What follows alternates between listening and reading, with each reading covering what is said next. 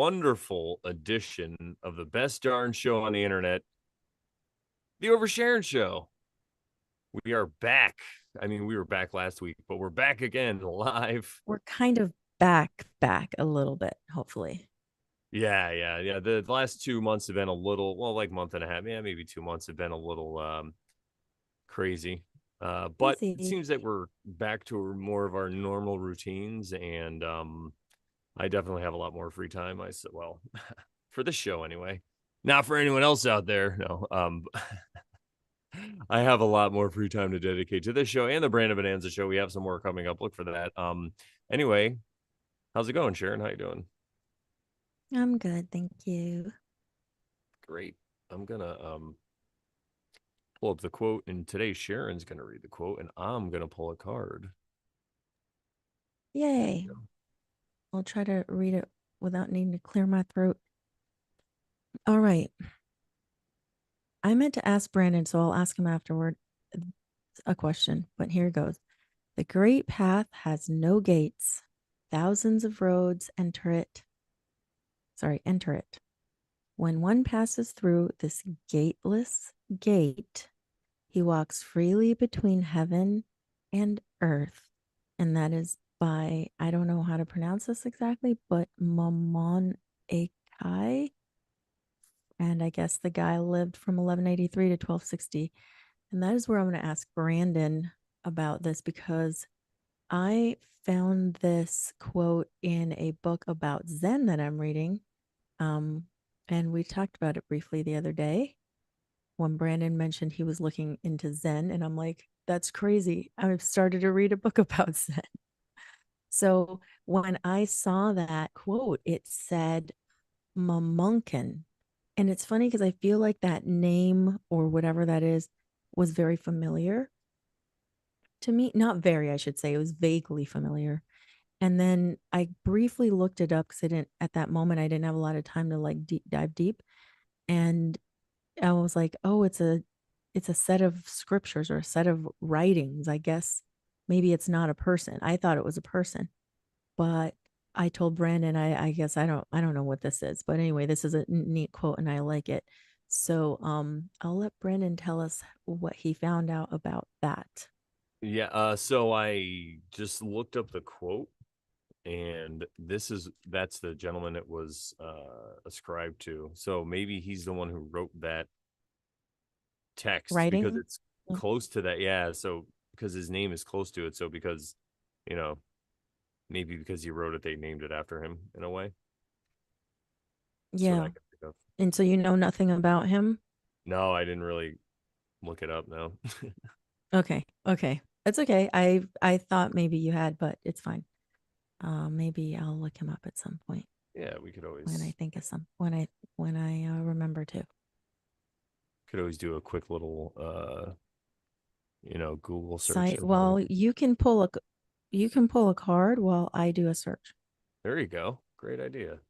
So today I'm going to be using, whoa, coming back. I dropped the box. I'm going to be using my Smith Waite tarot Trusty. deck. It's a Rider Waite, but it's Pamela Coleman Smith was the artist. So this is Can one I dedicated to ask her. you why there's so many of those? Like there's the Rider Waite, but Pamela Coleman Smith was allegedly the one who drew the ones for Rider Waite too as well. So like why is there one that's called Rider Waite Smith? That's always confused me. Honestly, there's not a lot of differences in all the versions. The real difference in this one is there's no borders. This is the one that was on top. I didn't pull this. Mm, okay. So see how there's no white borders around it? That's one of them. The coloring is a little different too. And I feel they have a bunch of different Rider Waite versions, and I think it's kind of like a style thing. I think it's like what works for different people. It's just like jeans, right? You could go buy jeans, you can get them acid wash, or you can get them like denim blue, or you can get them ripped up. Or But they're, at dark the end of the day, they're blue. basically the same thing. They're just jeans. So Yeah. I think that has a little bit to do with it, and because probably they relate better. Like this deck, I mean, I don't know if it's because my last name is Smith, but this deck definitely relates to me more. And I love I the fact forgot that there's about no that. borders. What's that? Borders books and Oh music. yeah, Just kidding. No, I like that there's no borders. We don't need borders. No. Um and our tarot cards, everybody. We don't need Oh, so I guess this is the card I'm pulling for the day. Wow, that's a good one. Oh, So we got nice. the three of swords, Wow. and like I said, there's no border. And the reason I like that there's no border is I feel like it speaks more to me because it's like bleeds into me, right? Like it's here it is, like as you're looking at the card, the interpretation doesn't stop on the card. It just it becomes part of There's no everything. frame. Exactly. We're outside the box. All right, so I'm gonna pin myself. Here's the three of swords. Now, the best way to really interpret any card is to when you're learning this stuff is you look at the suits and then the number. So the suit is a sword, which has a lot to do with air esoterically. So it has a lot to do with ideas and thoughts, communication, stuff like that. And threes, think of the Trinity, three things coming together. Um, it's it's also could represent birth or something new, a new idea, especially if it's a three of swords. So this could be something that's like a new idea. And a lot of times, often when you have new ideas, I shuffled it back in the deck. When you have new ideas, it could hurt because you're breaking your old pattern or paradigm of ideas. So that's why you have that, like the three swords going through your heart. And it could represent like the final straw that breaks the camel's back, right? Maybe the first two swords that pierce the heart. You could think of any kind of truth that you come across, right? Come across. At first, you're not really open to it all the time. Well, most people. So you can get these truths that stick in your heart, and then you finally get that one that is like the final killing blow. But really, all is it's killing is your old worldview or your old way that you would Mm, feel about things. So you have mhm, this new one coming. mm. Cool. Well, I found something about Mamunkin. Um, it's kind of funny because everywhere I look for this, that's why I was confused at first. Because everywhere I looked, it was like Mamunkin, the gateless gate. And I'm like, well, is that the name of the title of the writings, the books? And nothing ever really said who this is. But this article on thezenuniverse.org is providing a little bit of info. So I'll just read that, maybe that first paragraph. Mamunkin, Mu Moon Kwan, Wu Men Kwan, Wu Men Kwan, Wu Men Kwan, just different variations of how it's spelled. um, which I guess is the translation is gateless gate, gate of gatelessness, represents a collection of 48 koans spelled Koans. I guess they're like little small short like statements, right? Compiled and provided with commentaries and verses by Wu Men Hu Kai, and then in Japanese it's Momo Ekai. So that's the Japanese version of it, the spelling at least. The text was first published in China on the 5th of November of 1228. How we know that? That's interesting to me. Wow. When Wu Men Hu Hui Kai was a head monk at the Lung Xiang Monastery. The text was published in Japan as a part of the Taisho Shinshu Daizokyo Buddhist canon published in the Taisho era. And pardon any pronunciations that were incorrect there. Mamunkin is usually translated as gateless gate or gateless barrier. Mu is nothing. You know what? I can't tell what that is. Okay. Mun is gate, Khan is barrier. The latter would suggest a barrier with no passage through it. However, the ideograph Khan may also refer to a checkpoint on national or prefectural boundaries where travelers' credentials are examined by police, so that a possible interpretation of Mamunkin could be a checkpoint that is not blocked in any way. Hence, the title might also be translated as open checkpoint. All right, that's what gateless gate means. That's what Mamunkin means. And I guess that's what the title of the book or the set of writings of these 48 cones, which are these little statements. So I think the one we read was one such cone. And from what I understand about cones, I think from reading the book that I'm reading, the Zen book, is that they cause you to really like think about, not so much think, because of course it's not like, it's like there's nothing to be done, right? But so it's not like making you work, but it's at the same time it's like, okay, it's like paradoxical type thing, right? So that, let's just repeat what it said. It said the great path has no gates, thousands of roads enter it.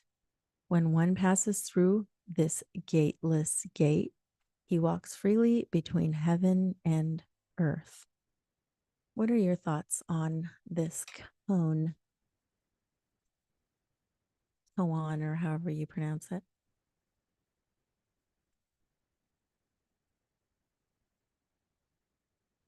Oh, you're talking and you're mute, must be muted. All right, I was everybody. like, why is he so quiet? I'm like, I'm just moving my mouth while I think over here. Um, yeah, I think I've heard it pronounced koan, so that's Okay, probably, koan. Sorry, if anyone koan. pronounces it tomato tomato. Cone. Corn. I've had the corn. I want it now. What you are doing, baby cone? Sorry, I didn't I do that think very there well. are two ways you could look at gateless gate right now. That's great. Two ways, and it does have to do with both ways they interpreted it. Like the checkpoint that it's like an unguarded checkpoint, and that makes me think of like a fence where there should be a gate, but that opens, but there's no gate at all. You just can walk right through. Walk through. Yeah. And the other way to look at it, the gateless gate, is that you're already it. There is no gate to pass through. You already are perfect. You just have to realize it. And this card was on the bottom of the deck, so I am going to keep it here for this entire episode to bring it up. But this is exactly, the fool represents what I'm talking about here. It's like you You're arrive always the home. fool. Yes, it's like the C.S. Lewis quote where when you arrive home, but you don't recognize the place, kind of thing. That's how you know you made Oh, it. And that's what it reminds me of, because right now people just don't recognize that they're perfect. Like, I'm just gonna make that my mission in life, is to try to let to everyone know keep they're saying perfect. that. Yeah, and I think it's funny because it is very offensive. I'm gonna be like one of the only people that's gonna be running around offending people with nice words. It's like, you're perfect, and people are gonna be like, and the world's perfect. They're gonna be like, fuck you, I'm a piece of shit, and the world is terrible. And I'm gonna be like, no, sir, you're perfect, ma'am. Yeah. So with this And I gateless, think yeah, go ahead, go ahead. I was just going to say, just to kind of add to that a little bit, is yeah, there are, because it's kind of a statement that makes people, like you said, it makes people go, no, it can't be true. Um, but what I think it means, at least my interpretation of it, is that we're perfect just as we are in this moment, because we are here in this moment. And we all need to be here to get wherever we're going to be. And we can't get to where we're going to be if we didn't pass through here. I don't know. No, I you're right. haven't thought this through. I haven't thought this through. That just came out right now, just like as it was. No, So, that's perfect, because it reminds me of what I was saying the other day about okay. were you, maybe it wasn't with you, maybe I was just live by myself, but when I was saying, no, you were there, I think I was like, when I'm driving from Connecticut to Myrtle Beach, like, I gotta go through Delaware, like, I'll be like, why the fuck Delaware, why are we here? It's like, because you gotta drive through there, and that's what we're doing right now. Why the fuck am I here? What's going on? It's like, you need to Yeah. be, Sharon, Where in you are. Arizona, hanging out with Cody, doing the things and letting those things happen to you, those crazy things that happen, whatever, all the things that Yeah. happen in Whatever. June, like with your mom, like all that stuff is part of the journey, and you get it. And I'm just Yeah. using that as an example, but yeah, and it's hard to grasp, but once you get it, and it's like the Tao, when they say like, when they talk about the Tao, they're like the way is easy, but people, the main trail is easy or whatever. People prefer the side paths, or the way is easy, but for complicated minds, drastic measures are needed. Like, and we have complicated minds. We're just like, but how can it be perfect? And we don't want to accept it. Mhm. But it's Even if easy to you're accept it. wallowing, yeah, even Go ahead. Go ahead. in squalor or whatever, right?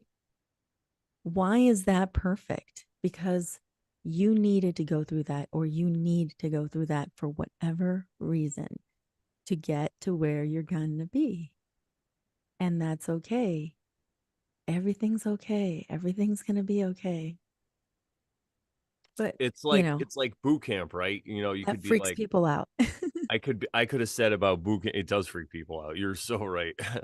And I could have, when I was in boot camp, I could have, and we did. We're like, why the hell are the drill instructors getting so mad? Like, they won't let us scratch these sand fleas, right? Why not? And if you scratch them, you make a mistake and you got to do push ups and everyone gets mad. But it's okay to make those mistakes there, because guess what? When you're in fucking combat and you scratch them, you can get shot. You know what I mean? So it's like right now we're in the training stages. I feel like this is what this realm, and I hate to be one of those people that's like, wait for the next realm. But what I mean is, like, right now we're learning lessons, and for the real shit that we have to go through. Or maybe it's just later in our life, like people that went through things, like you said, living in squalor, maybe like, why am I living in squalor? Well, maybe later in life, that experience is going to help you make a decision that's going to help you avoid something that's way worse than living in squalor, or even a worse situation, because you have that Or, knowing. Go ahead. Yeah. Yeah. yeah, or it will give you compassion for someone else. When you see someone else living in squalor, you can love that person just where they are, because why, you were there before and you get it, and you know what it feels like. Right. It's like if you have a friend who's a drug addict, he's in your attic and he's on drugs. And they're talking to you. You can either tell them that what they're doing is terrible, you got to clean up, you got to get fixed or whatever, or you could just listen to what they have to say and hang out and accept. And if whatever they do, you're just like, listen, it's a real fine line, because I don't want to be sitting here giving people advice like, yeah, sure, give your friend money for heroin. That's not what I mean. But what I mean We're is, if not you just saying that. listen, people that have issues and problems and stuff, instead of giving them advice and telling them all these things, just listen to them and be like, yeah, Just that sucks, listen. dude. Be like, you know what? Your point of view on this is absolutely correct, because your situation sucks. You don't have to be like, oh, the world's perfect, man. Don't worry. You could just be like, you're right. This sucks. Because a lot of people, Yeah. when they're heard, they're like, oh, that's all they wanted, right? It's 222. Yeah. They just And want that's all. nice. 1122. 33. 112233. I just saw it when you said that. Nice. 44 So seconds. yeah, and again, this is all stuff that's like, sometimes it takes a while to grasp, and this is all what we're talking about. And this is exactly what the Tao talks about. I feel like I listened to it again, the Stephen Mitchell version on YouTube, and man, right in the Are first you verse, sure? and Because I think it's gone. it always gets taken down and put back up. Yeah, if you just put it Oh, in okay. Tao, well, for me, if I Oh, just okay. now for me anyway, in YouTube, if I put in Tao, that's what comes up. But yeah, it gets Okay. taken down, and I think it got taken down. So I had to unlink it in the description, but it's oh, okay. okay, yeah, I mean, who knows it? Those things get Yeah. taken down all the time. But anyway, so that version though is really speaks to me. I mean, I love all the versions, but that's the one I'm most familiar with just from listening to it so much. But the first verse really contains it all, and I feel like the rest of the verses are a repeat of the first verse. They're kind of breaking down the first verse really in different stages for people who don't get it, which is most people when they first come across it. But I feel like after you study it so much, that's when it starts to seep in, and you're like, oh, it's all contained really in the first one. Mm-hmm. But good thing for us, we want to keep studying it, because we're already like into the 50s. Yeah. It's great. We're version. Sorry, verse 52. yeah, verse 52 and 50. Are we doing 2 today, or are we gonna see what happens? Or I mean, I got We'll time. see what happens. We'll see what happens. All We'll right. do 52 at least. Anything going on in the chat? I didn't even look. I don't even have it popped out. Oh Yeah, wow, yeah. some nice comments. All right, let's talk to the chat for a minute and then we'll get into it. Hi everybody, how is it going?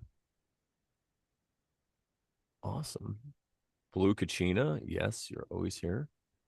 Applied authenticity. Spoons, Dissident Spoon. Jones. Dissonant. Yeah, applied authenticity is a new one I haven't seen before, I don't Oh, think. awesome. Well, I Welcome. will tell you, I've been doing some oversharing evangelizing, so we might get some new because I definitely got some subscribers and I did a wedding meeting and usually I give myself an hour and they only take like a half hour to 45 minutes at the most. But this one I went over because I had a meeting after it because I was just basically Over the hour or over the 30 minutes? no, over the hour because I was basically podcasting with the groom, like the poor bride. She's just sitting there, but you can tell she gets it. She's like, ah, here we go, you know. And That's so yeah, and then I met a couple people over the weekend. One of them was a tobacco guy, where I get my tobacco. Shout out to Leaf Only in Middletown. Go to leafonly.com, get your organic leaves for all your tobacco needs. They're awesome. And I was talking to Phil there, and he was even on like it's one of the other guys when they heard us talking, they're like, yeah, but Phil is like believes in flat earth. And I'm like, oh, Phil, what's going on? And he's like, no, I don't believe like that. He's like, it's more like a realm. And I'm like, Phil, you watch the Oversharing show? So that's very, very interesting. yeah. So he's like not like that. Did he say the word realm? He said Or realm what did he before say? I did. But Whoa. he also talked about like like the Nephilim and all this other stuff. So I'm not sure because like you know so who knows? But yeah, it's Lots of people have different views on, that's fine. It's and like none of it, like you were saying earlier when like we read the quote and the guy's dates. You're like, yeah, sure, he lived till 1260. Like, how do we know that? Or when this was written, right? It's the same kind of thing. We just kind yeah. of. I mean, this could have all started yesterday, and guess what? Everybody out there, we none of us would know. Yeah, time is an illusion, shall we say? Yeah. So I feel like the now is it's always been now, right? Like when was that quote said? It was said now. It's just No, now. we just said it right now, just now. Right. We Because didn't it was invent it done in the though, but present moment. It was done like in the present moment of the time, right? Which is really the only thing that exists. But anyway. Oh, yeah. what's up, MS? What's going on? Hi, Are hi. you What's are that? you winking at your cat or did somebody pass by? I was looking at the love of my life. Oh, I had a feeling. I love you too, baby. Oops, dropped my pen. Yeah, she just came in here So, to see her because so we've integrated because before this area there's like a room down there, this room, and then stairs up here. I'm in this loft, which is amazing. So our my two black cats would normally hang out in here and go out there too or whatever, but we didn't let hers in here because there were certain things in here that they would climb on stuff, but we fixed all that. So now oh yay. it's a kitty free for all. Usually at night, sometimes we shut it, but yeah, it's cool. So ever since our That's main cool. trip, Well, we did a 2 week main trip with all 4 cats, 3 different Airbnbs, and it went wow. great. I mean, they all stayed inside except for Snickers because she's the only one who likes to go outside. So she explored with me, and yeah, they loved it. It was crazy. So I was just Awesome. taking a nap with Well, my cat. Yeah, Michael gets it. Mikhail. Mihal. All right. shall Well, we shall we? Shall dive in? let's. We're talking about the Tao Te Ching today versus 52 at least, and then perhaps 53. Stick around to find out. There we Indeed. go. Indeedy. All right. Verse 52. So, everybody, the way we do this is we read through first, we take turns reading, and then we'll go back through and break it down. It was just a nice long one. I like it. Nice and chunky. All right. So, 4 different Yeah. versions of each verse. So, this is the Stephen Mitchell version from 1988. In the beginning was the Tao. All things issue from it. Hmm. All things return to it. To find the origin, trace back the manifestations. When you recognize the children and find the mother, you will be free of sorrow. If you close your mind in judgments and traffic with desires, your heart will be troubled. If you keep your mind from judging and aren't led by the senses, your heart will find peace. Seeing into darkness is clarity. Knowing how to yield is strength. Use your own light and return to the source of light. This is called practicing eternity. There we go. I'll at least highlight that. That's pretty cool. All Very right. nice. Let me highlight this for you I because will read you Dwight can still read it, Goddard's right? Okay. from 1919. He entitles this verse Return to Origin. When creation began, can you move your little mouse? Just, oh, is that me? Never mind. It's not you. It's me. Return to origin. When creation began, Tao became the world's mother. When one knows one's mother, he will in turn know that he is her son. When he recognizes his sonship, he will in turn keep to his mother, and to the end of life will be free from danger. He who closes his mouth and shuts his sense gates, didn't we just talk about gates? Wow. Yeah. Will be free from trouble to the end of life. He who opens his mouth and meddles with affairs cannot be free from trouble even to the end of life. To recognize one's insignificance is called enlightenment. To keep one's sympathy is called strength. He who uses Tao's light returns to Tao's enlightenment and does not surrender his person to perdition. This is called practicing the eternal. Ooh. They all kind of ended the same way at the last line there. Nice. All right. Yeah. Stan Rosenthal from 1984. Returning to the source, the virtue of Tao governs its natural way. Thus, he who is at one with it is one with everything which lives, having freedom from the fear of death. Boasting and hurrying hither and thither, destroying the enjoyment of a peace-filled life. Oh, I'm sorry, destroy the enjoyment of a peace-filled life. Life is more fulfilled by far for he who does not have desire. For he who does not have desire has no need of boasting. Learn to see the insignificant and small, grow in wisdom and develop insight, that which is irrevocable. Do not try to fight, and so be saved from harm. Oh, and I didn't even. It's funny how I forget to highlight it when it's my turn. That's the one we read, No, it's okay. everybody. There we go. Okay. That's okay. I'll just highlight the top. We're going to be reading this whole verse. She's going to read it. There we go.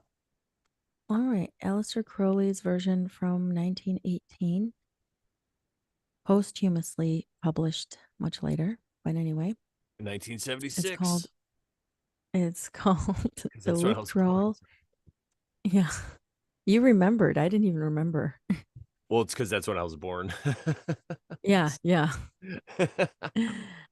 The withdrawal into the silence is what he calls this. The Tao buddeth forth all things under heaven.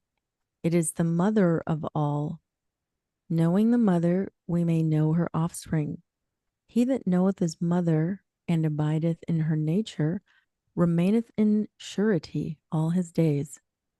With a mouth closed and the gates of breath controlled, he remaineth at ease all his days. With the mouth open and the breath directed to outward affairs, he hath no surety all his days. To perceive that minute point or minute point, his true vision, to maintain the soft and gentle is true strength, employing harmoniously the light within, so that it returneth to its origin. One guardeth even one's body from evil, and keepeth silence before all men. Nice. Hmm. I like that Aleister. I always like the Aleister Crowley version. It's so crazy. Um, I was just thinking because of July, and then I was thinking about how Lost like has my birthday and Elizabeth's birthday in it. That's so fucking crazy. Like the two main dates.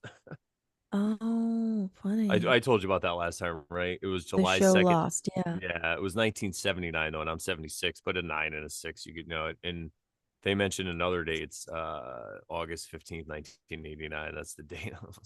Anyway, so I really like this verse. I feel like this is another verse that would be a good quote to read for people or whatever, because there's a lot contained in this verse. And it seems like a reset and a retelling of some other ideas they told in the Tao. Just he's just kind of saying it in a different way. I like that though. It's kind of like he talks about the inner and then the outer in these different verses, like the inner world, the outer world, the macro and the microcosm. Um, Yeah. what do you think? Do you have anything Shall you want to? we? Yeah, Not we could just get yet. into all right. Yeah, Let's get into the meat. yeah. I'm just gonna look in the chat really quick. 52. High 52. In other words, high verse 52. Oh, yeah. So we're doing okay. All right. It was too easy. It was too simple. I was like looking for the deep meaning in it. Yeah. Like, Yeah, I I did was that like, the first time. I was like, what? Okay, yeah. the way is simple, but for complicated mind, drastic measures are needed. That's it's like Exactly. just accept yourself for how you are. How would I do that though?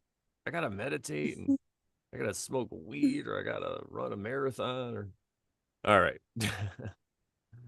Do um you? yeah. Guess I don't gotta do nothing, but I do. You can't do any there's nothing to do, but you can't do anything. That'd be a fun quote. You can't do anything, but there's nothing to do. You can't do All anything, but right. there's Yeah. okay. In the beginning, so we're gonna start with our breakdown. We'll just break down the first part here of each verse. So in the beginning was the Tao, all things issue from it, all things return to it. See, and this is what I mean by it's kind of a repeating of what they've said before, but and just in a different way. Um, and then I like this part to find the origin, trace back the manifestations. So this could go for like what you see out in the world. Like if you have some kind of behavior you're not happy with, first realize that you are perfect and the behavior is just fine. It'll be fine. It'll work itself out. After you realize that, if you really want to, work on it, you have this manifestation. That's the behavior, right? The manifestation is your behavior of what you're doing. You're biting your nails or whatever habit you have. That's the manifestation. Then you trace back, why am I doing it? And that's kind of what they're talking about. And then you find the origin. And that's kind of gets into what we talk about a lot with letting go of different feelings that you're afraid to feel. You keep them bottled up and pushed down. And this is what causes a lot of this behavior. Yes. So it's like look I within. was going Go ahead. indeed, it is. And know thyself, right? Um, I was going to say that that first bit reminds me of the book of John, the first chapter, the first verse until verse 5. And I'm going to read it just because it just so you guys can see the comparison of how similar it is. So it says, in the beginning was the Word, and the Word was with God, and the Word was God. He was with God in the beginning. Through him, all things were made. Without him, nothing was made that has been made. In him was life, and that life was the light of all mankind. Well, I guess until the verse 3 is basically what this is saying at the very beginning, right? All things issue from it and things return to it, sort of, right? So, anyway, that's Exactly. what it made me think of. It's Very very similar. similar. And that's why when you see all these holy texts, Yeah, it's like, they oh, have they similar sound the same for themes. some reason. I don't know. Yeah. It's like someone was Why? working off of one one thing, and main script. yeah, or it was like an oral thing that wasn't ever written down. People just taught it to each other. So Yeah. over the years, as it went down to different people who were in different areas, it all just changed and things changed, and some things became people, and then some people became so uh yeah. That's why I think it's good to kind Yeah, of it's focus true. on the commonalities in things as opposed to differences. Absolutely. Because what is a difference other than Absolutely. just mark on a scale, like a temperature, right? It's 80 degrees today. It's 30 degrees today. You know, it's just a Well, description. in Celsius, it's different, right? And there you go. Yeah. Is it 80 Celsius? You better fucking not go outside. How hot is 80 Celsius? That's got to be like, what, 170 or something? No, 100 and something or more. Who knows? 50 maybe? Probably I hot as don't know. Oh, yeah. Because 100 Celsius is 212. Yeah. So it's over 100. 100. Elizabeth likes the way I say 100. over 100. Did I say 100? I never realized that I said that. I'm like, yeah, 600. She's like, how much? 100. Anyway, yeah. So, you know, but we have There we plenty of are. other things we could break down instead of bringing in other Yeah, so ones. you had not gone to the next part of it, right? Hello, Summers. No, I have not. No, and I'm going to do that now. When you recognize the children and find the mother, you will be free of sorrow. Oh, I didn't share it to do that. I'll just pop it up right quick. Pop it up. That's okay. There we go. I'm What gonna do you need your thoughts on this. Sure. So right before he just says to find the origin, trace back the manifestations. So I feel Okay, like I this think I'm is getting okay. yeah, Yes. this is like Mhm. a example, right? So when The you root, recognize the basically. The children, mother is the root. yes, and The find the mother, manifestations are the children. yeah. Sorry. Yes. No, no worries. And when you get to the root, you'll be free of sorrow because you'll let that escape. And what it means, I think, is you won't be a victim. Because most times when you have sorrow, and there's nothing wrong with having sorrow or being sad, but most of the times I think what they're saying with sorrow here is they're referring to maybe victim narrative, because when you're like, why is this happening to me? You have suffering, you have sorrow. And then when you trace back those manifestations to the root, to the origin, then you're like, oh, and you can let it go and you can see what it's about. And then guess what? You're not sad anymore. You're just like, all right, cool. Yeah. Because could it be we create our reality in this realm in this lifetime? And so we can trace it back to the root and say, you know what? I really can't complain. I can't be a victim because why? Because I did it to myself for whatever reason, whether it was my own thoughts, my own negative thoughts about my own self, or my own negative thoughts about anything, perhaps caused these manifestations to happen. Could it be? And so, who can I blame other than me? And yet, at the same time, you don't want to blame in victim consciousness either, but you want to just notice that it all came from that source.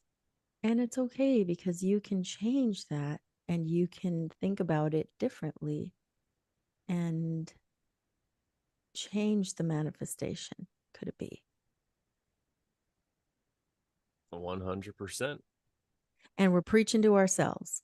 We're always preaching to the We're choir. preaching to the 10 people in the Oversharon chat choir. It's the choir chat. You guys better be singing at home. We know you are. Yeah, it's like you got to sing at home. Just tell people. Alrighty. So I think we did a good job with that. I'll let you read this section and we'll talk about it a little bit. See how it Yes. compares. So it's Dwight Goddard's version. He entitles it Return to Origin. When creation began, Tao became the world's mother. When one knows one's mother, he will in turn know that he is her son. When he recognizes his sonship, he will in turn keep to his mother, and to the end of life will be free from danger. So there you go. If we had not talked about that part of the mother and the children before, it was very cryptic to me, right? To understand, quote, understand what was being said here through Dwight Goddard. But now it makes perfect sense. And yeah, exactly. And it that's why looking at different verses, and it's the same with the Bible or whatever you're looking at, instead of saying my version is the best, why don't you just look at all the versions and then get your own, what makes sense to you? Because aren't you God's child? Didn't he create you? Doesn't he want you to figure it out for your fucking self? I mean, could it be? Sorry. But it's like, but You are again, I'm not unique judging and anybody. different. Yeah. So my now when I get and Spicy when I get spicy and I get fired up, a lot of times I'm doing it for the sake of the to person yourself. who yeah, or yes, to myself, but also, well, I could even say to my past self who was like frustrated, or to somebody who's frustrated right now. That's what I'm doing. Like I'm just like getting fired up for them. I'm not, mad that they're out there preaching the Bible. They're only one version or whatever. I'm like, no, it's this way. But yeah, I think you guys get that. Plus, I'm a comedian, so there's a lot of humor in here too, people. For me at least. Yeah. But yeah, it's a Yeah. oh, and the other thing I was gonna say, unless you had more about that, was I did, but I forgot, but go ahead. all right, you'll probably remember, this is quick, but I Yeah. noticed now looking at two, you have the mother and you have the children, but then, well, in the first one, but this verse, the son and the mother. So now we're talking about masculine and feminine energy, right? So a son is a man, a young man, right? And he has masculine, so they tend toward the masculine things. But if he knows his mother, and by knowing, maybe it means have an understanding of your feminine The side, right? feminine Of side. balance. So that's hidden in there too. And you, Absolutely. well, I mean, the Tao Yes. talking about balance. I know it sounds like a stretch, but no, but there's yeah. So I picked that up too. Absolutely. Yeah, no, good call. I didn't notice that part, that bit. Yeah, let's see. We'll turn know what that he is her son, sonship. Yeah, I can't remember what it was, but that's okay. We No can move worries. Well, on. we were talking about the different versions in the verses. Then I said the Bible, and people like different versions of the Bible instead of arguing about them. That's where we were. Yeah. But I think it was around the bit where we were talking about you're preaching to yourself or whatever, yeah, but it's okay. I forgot what I was going to say. If it comes back, it'll come my back. It was meant to come enthusiasm back. comes from the people for that are suffering. No, that's okay. Oh, you didn't interrupt me or anything. I just forgot to write my note down so that I would, Oh yeah. have some. No, I meant I was further explaining where my enthusiasm was coming from. That's what was a simpler way to put it. Yeah, it wasn't like apologizing, but I mean, anyway, back to the oversharing, Okay, fine, Sharon. then don't apologize. No, but I also didn't mean to. No, I know. You get it. Yeah, it's fine. All It's right, so fine. Stan I get it. Rosenthal. No, that's why it's so funny to me, because we're just laughing at each other. Yeah, in that way, because we're silly. The virtue of Tao governs, or the title, sorry, returning to the source, the virtue of Tao governs its natural way. Thus, he who is at one with it is one with everything which lives, having freedom from the fear of death. Now, this one is totally different, Yeah, and right? I can't believe Stan Rosenthal is so short. I know. He's usually quite explanatory, but he really boiled it down today. Or, in 52, I should say. And today. And it's funny how that happens, because he is usually the wordy one, but a lot of times when the other people have more of a description, his is much simpler, and it's kind of makes me think, you know, maybe in the verses where he's really expounding on it and the other ones are shorter, that's what speaks to him. And then the ones that are shorter, it's for him, it's more like, yeah, you should just get this. Here you go, you know. Yeah, exactly. You don't get it? Come on, it's easy. Like, yeah, why don't you get this? This one's easy. The world's perfect. Come It's about returning to on. source. Hello. Hello. And I like to you know, because basically he's like, you just realize that you're at one with everything. And if you look at it from the lens that we talk about this realm and what it is, it's just energy or electricity, or you know, we're all just energy or particles supposed to be moving, but those particles, when you break them down, they're just energy too. So if that's the case, then we are all one. We just see the borders with our eyes or our perception. We see me, this microphone, you know, the computer, Sharon. But from one angle, from energy, we're all connected. We're all connected. Like these experiments they do when they take a particle in one part of the world, then they switch it, and then the particle they switches those. That proves, and it happens The wave particle simultaneously. theory thing.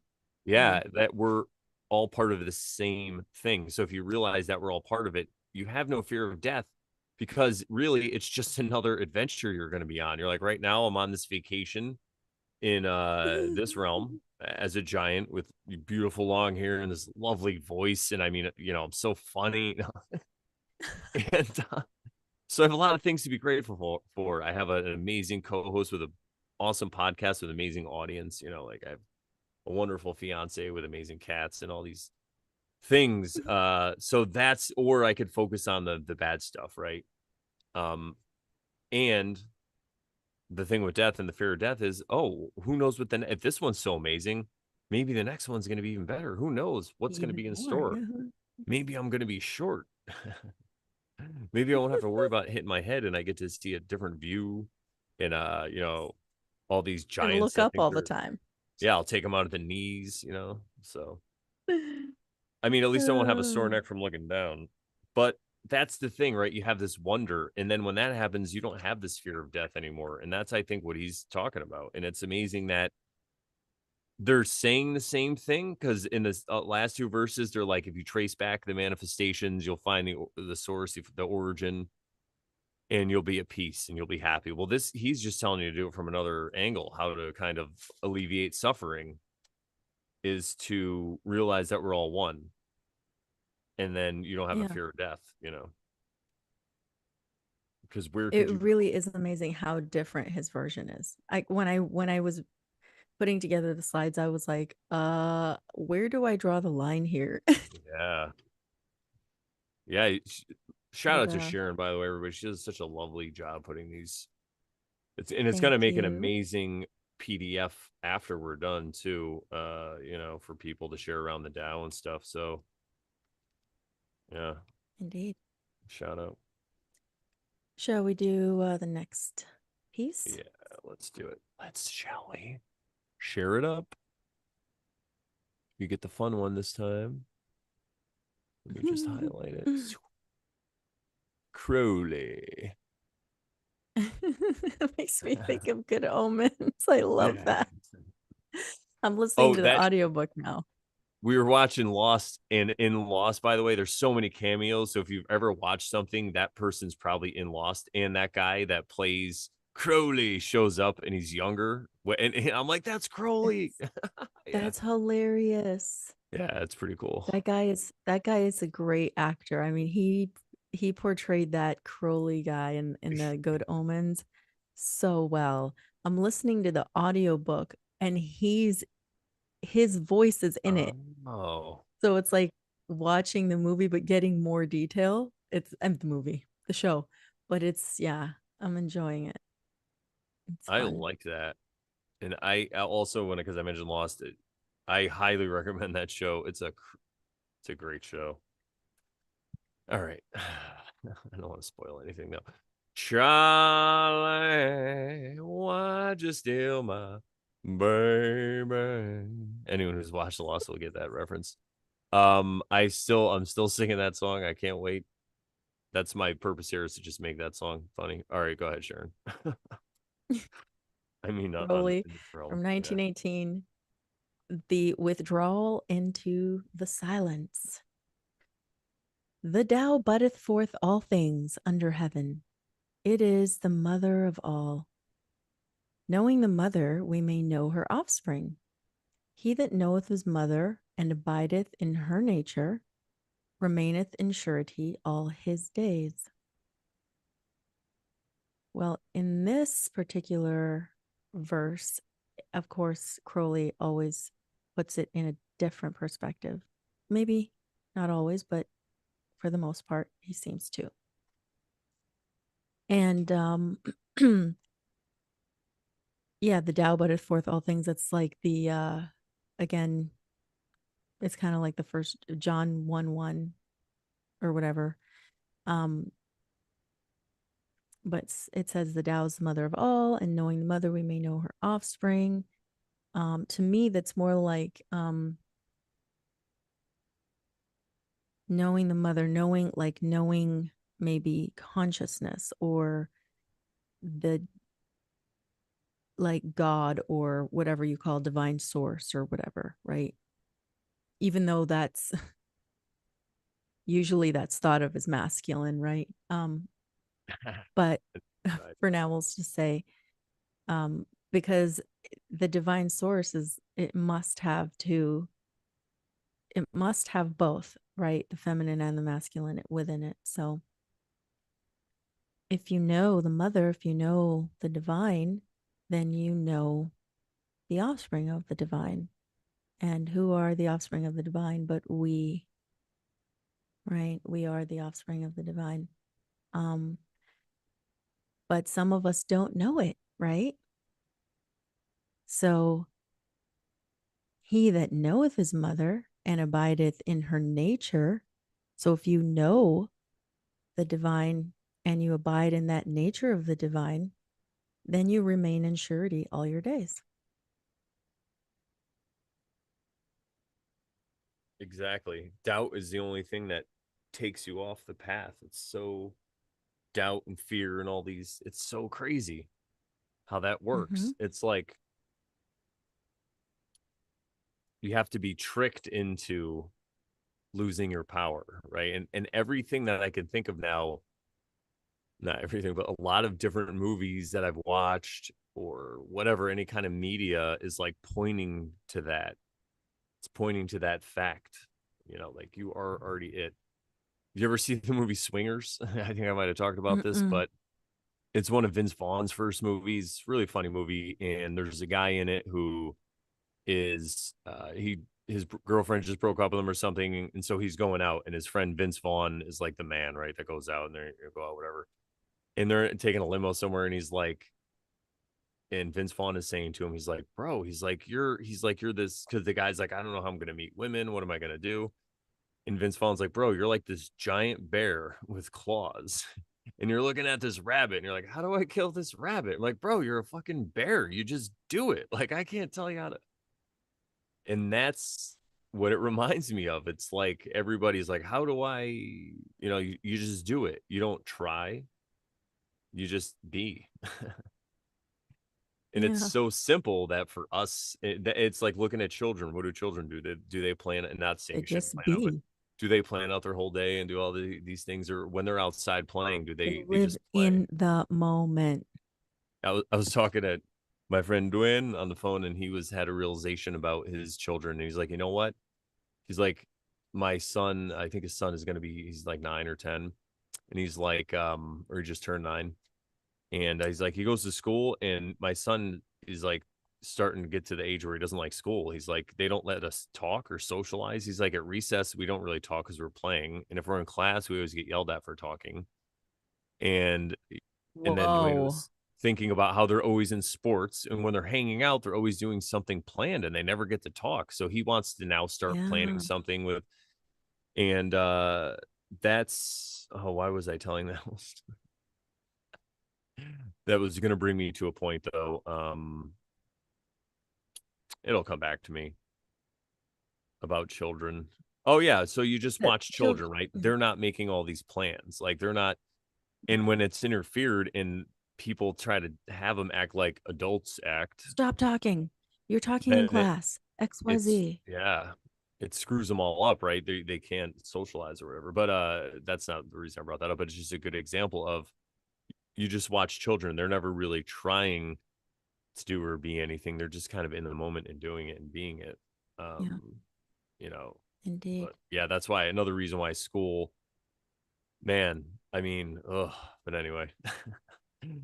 YouTube, school's great. Send your kids there. Yeah. You know what? We like school so much that we want less kids to go. So that's why we think if we're gonna have kids and our friends, we tell them not to put their kids in school. It's just so you guys can have more school and like have it more to yourselves. That's why we're doing it. Yeah. Yeah. It's kind of like, don't come over here. This place isn't great. It's terrible. Don't come here. Yeah, like when you split a dessert with your beloved and you get the first bite and they're like, Like, "How is it?" oh You're like, "Oh, no, this is it's not. gross. You don't want any of this. I'll eat it." Yeah. All right. Yeah, She it's kind of like that. believes me. um Shall we go to the second half, or what yeah, do you let's think? Or do it. did you have any comments? Let's see. I'm gonna pull it back up anyway and look at it again. Yes. Oh, the one comment I did have is it's similar to what, let's scroll back up, right? Because I think it was um Stephen Mitchell. Similar to, oh, was it? When you Okay. recognize the children and find the mother, right? But Aleister Crowley is saying differently. Knowing the mother, we may know her offspring. So it's a little, it's just like inverted, but it's just a Yeah. different way to look at it too, right? And that's the reason why when you read four different versions and you really focus on it, you could see the different ways, and it works both ways. It's different methods, like I was saying, right? So Aleister Crowley's method is, instead of looking at your manifestations and tracing them back, he's like, look inside and then go outward. So it's whatever Go to the works. root first. Yeah. Look at the mother Yeah, start first. at the mother or whatever. Yeah, the mother, or if you look at the mother, and because they're not really telling you exactly, you could use this It's analogy for nuanced. anything. Yeah, yeah. Mhm. So, um, but yeah, that's really all I had to say about that one. So let's check out the second part of these verses. Verse. Oops, I went way too far. Way, Oh, way too yep. far. There we go. Boom.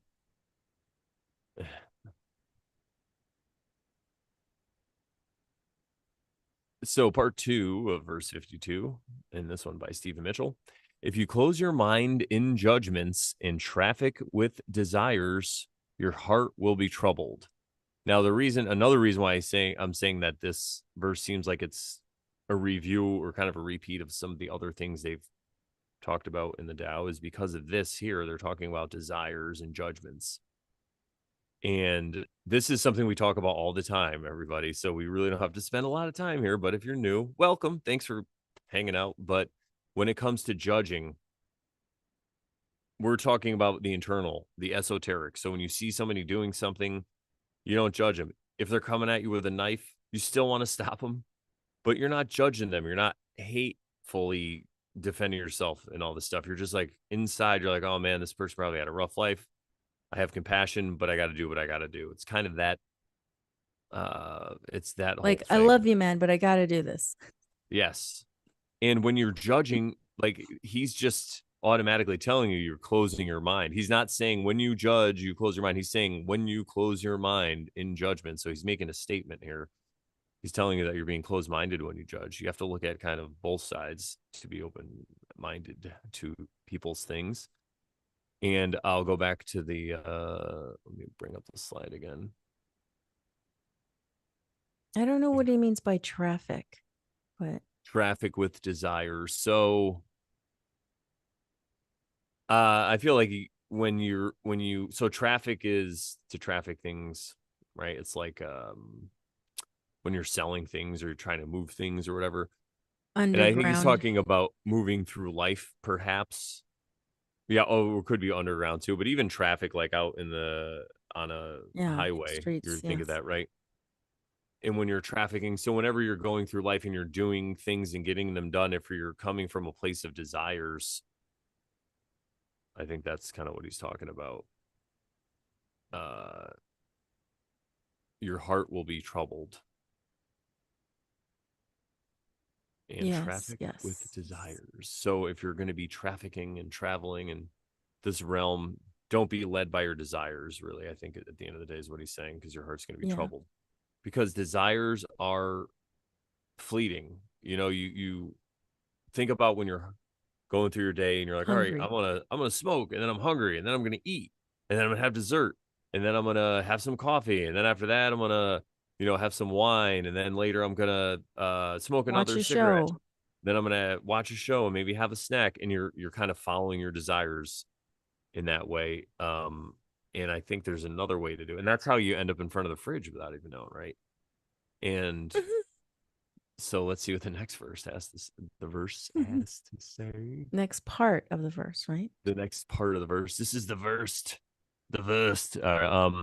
Yes, I said your heart will be troubled. Okay. If you keep your mind from judging and aren't led by the senses, your heart will find peace. There it Yeah, is. basically restatement a little bit. And it's just like the opposite, the apophatic. Seeing into darkness is clarity. Ah, there's another koan for you. There's another Paradox. paradox. Paradoxical Yes. statement. Yeah, because why? When you're looking into, quote, the darkness of, let's say, your own soul, your own self, your own desires, your own past, you can use them to find clarity. Yes. Could it be? And, oh, go ahead. No. To add to that, I'll say anybody can see through a clear wall or into a clear room or through a clear room if it's light out. But what he says is like seeing into darkness. So if you could see, pierce the darkness and look through it and actually see what's there, that's real clarity. Not anybody can look through a window, right? If anybody can see what's right in front of them. But if Mhm. you want to turn around or look inside or look into the darkness, just like you said, I'm just kind of saying it in a different way. Like that is clarity. Then things become clear to you. And that's when your suffering will end or ease or start to end or whatever. Yeah, Hmm. And very profound. perhaps if you're seeing, let's say you use your other senses or your third eye or whatever to see into darkness, because these eyes won't help you do that necessarily, right? It has to be some other way. Some other form of perception other than Yeah. these. These eyes. All right. And that's where the next line comes in, I think. Booyah. Yep. Knowing how to yield is strength. So there's another koan, another um paradox, because you would say yield, like if I'm fighting somebody and I yield, that's true strength. Is like, no, but you knowing when to give up, knowing when to fold when you're playing poker, knowing when when you got to cut your losses, that's true strength. Because if not, then you're just posturing, and that's not real strength. You're pretending to be strong while you're getting vanquished and losing all your money at the poker table because you Or wanted maybe you just start arguing, and that's not strength. that too. Yeah, anytime you are trying to prove your position or prove your point of view, it's because you yourself, could it be you yourself found flaws and you're trying to prove it to other people so then you could accept it And because prove they it to accept it. yourself. Yeah. And the outside validation thing too. Trying to get that outside validation. Mhm. Use your own light and return to the source of light. Ah, I love that. You could just say that. Use your own light, that own. So light could be a metaphor for whatever that feeling. When I remember I used to just meditation, they would tell you to feel that energy, like that spark that's in you, Within that you. zzz, whatever it is, you feel it. And that light, if you feel that, you'll trace back to the origin, because that is connected to the origin. Technically, even if you look at it in like a mainstream way, we're connected to like the first people who ever walked the earth. So Yeah, through her Way. genes or It's the same whatever, energy. It's a DNA candle or that was lit and that flame is still going. They just lit another candle, burns down. They light another candle, burns down. But that flame, and there's places where those flames have been going on for like allegedly hundreds or thousands of years, right? But we're the same oh. thing. That's what you are, dear Mm-hmm. oversharing listener. You're that flame from that candle that was lit so long ago. And you're, and you're here now, and it's perfect. There you go. All right. And the last line. Yes, this is called practicing eternity. I don't even have to pull it up. I'll just say that this is called Mm. practicing eternity. That's the last line. You know what? Actually, I will pull it up because then we could kind of go back and see. So, what is called practicing eternity? This is right here. Use your own light Using and your return to own the source of mind. light. And then you're practicing eternity because you are part of eternity. You might be in this form that we have might be not eternal, but something, there's a part of us that you can feel and touch that is eternal, that was always here and will always be here. Which is why you So, don't need to be afraid of death. or the dark. Mm. There's nothing to Yeah. fear but fear Yeah. itself. And that's true because you could fear the fear in others. You could be like, man, that fear in them is going to lead me to fear. And it's just like this contagious thing. So I just say, you know what? It'll be fine. It'll be fine until it's not. And then we'll be on to the next one. Speaking of on to the next Yes, one, here you go, Sharon. absolutely. Dwight Goddard in the second half of verse 52. He who closes his mouth and shuts his sense gates will be free from trouble to the end of life.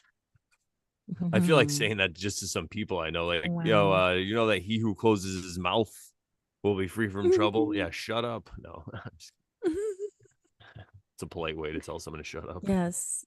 Yeah. Sometimes you don't want to say something, it's not beneficial.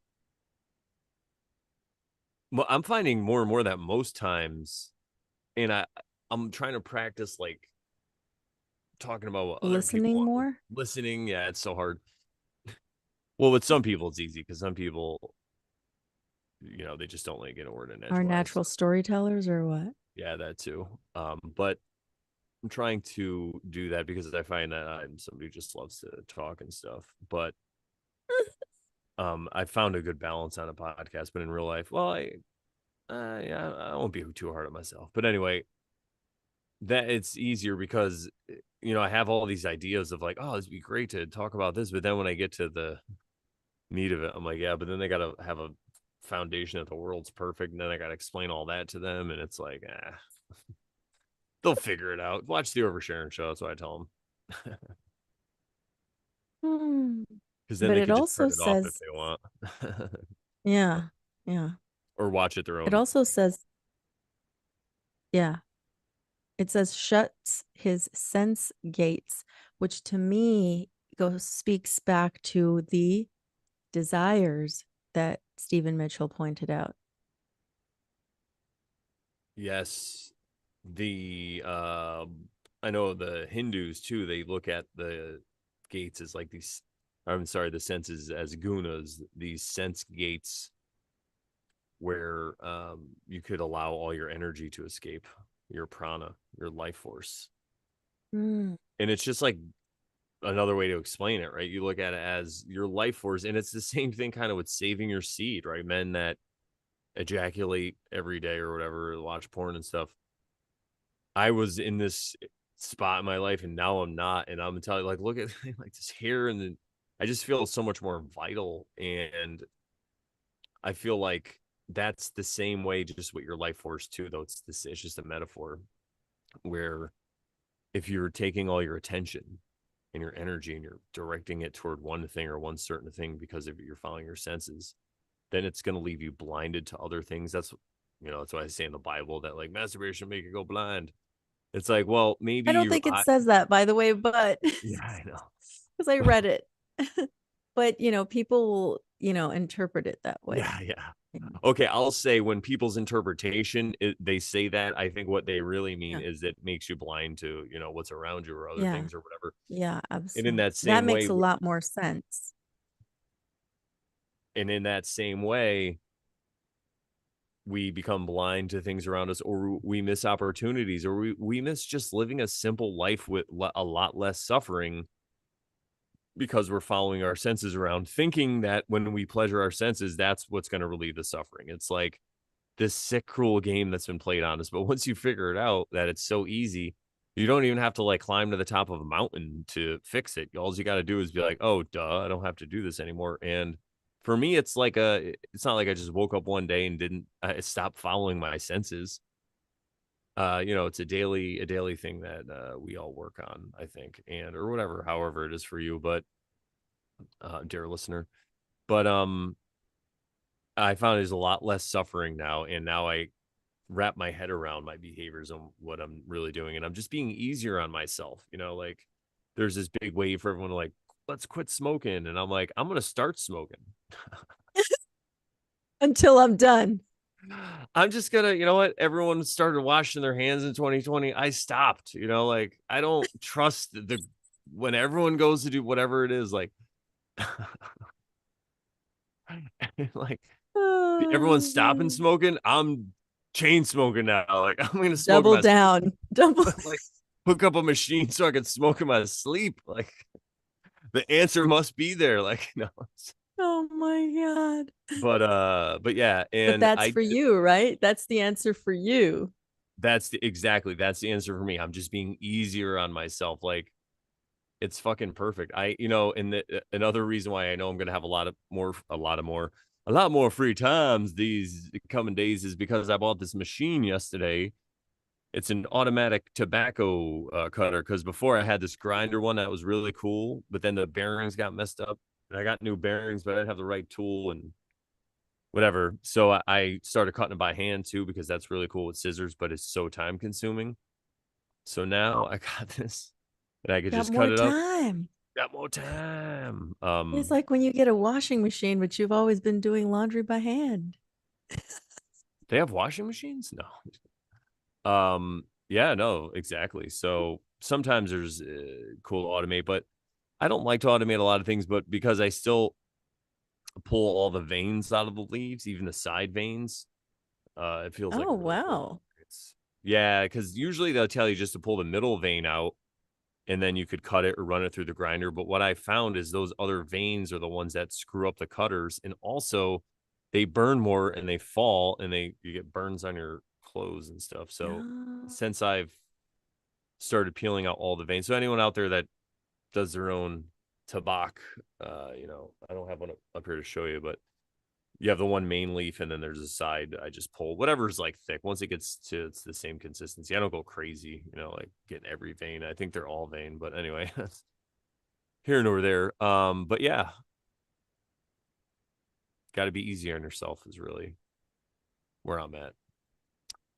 yes, absolutely.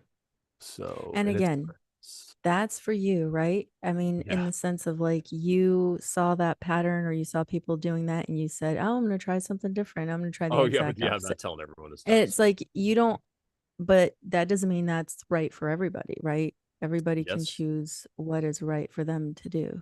So, that is 100% right.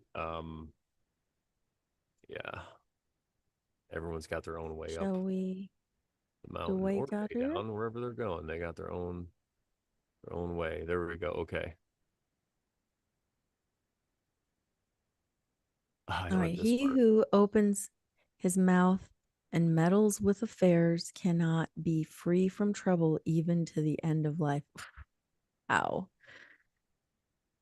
That's kind of like a slap in the face, right? That I mean, you could just put that in a fortune cookie, like you know.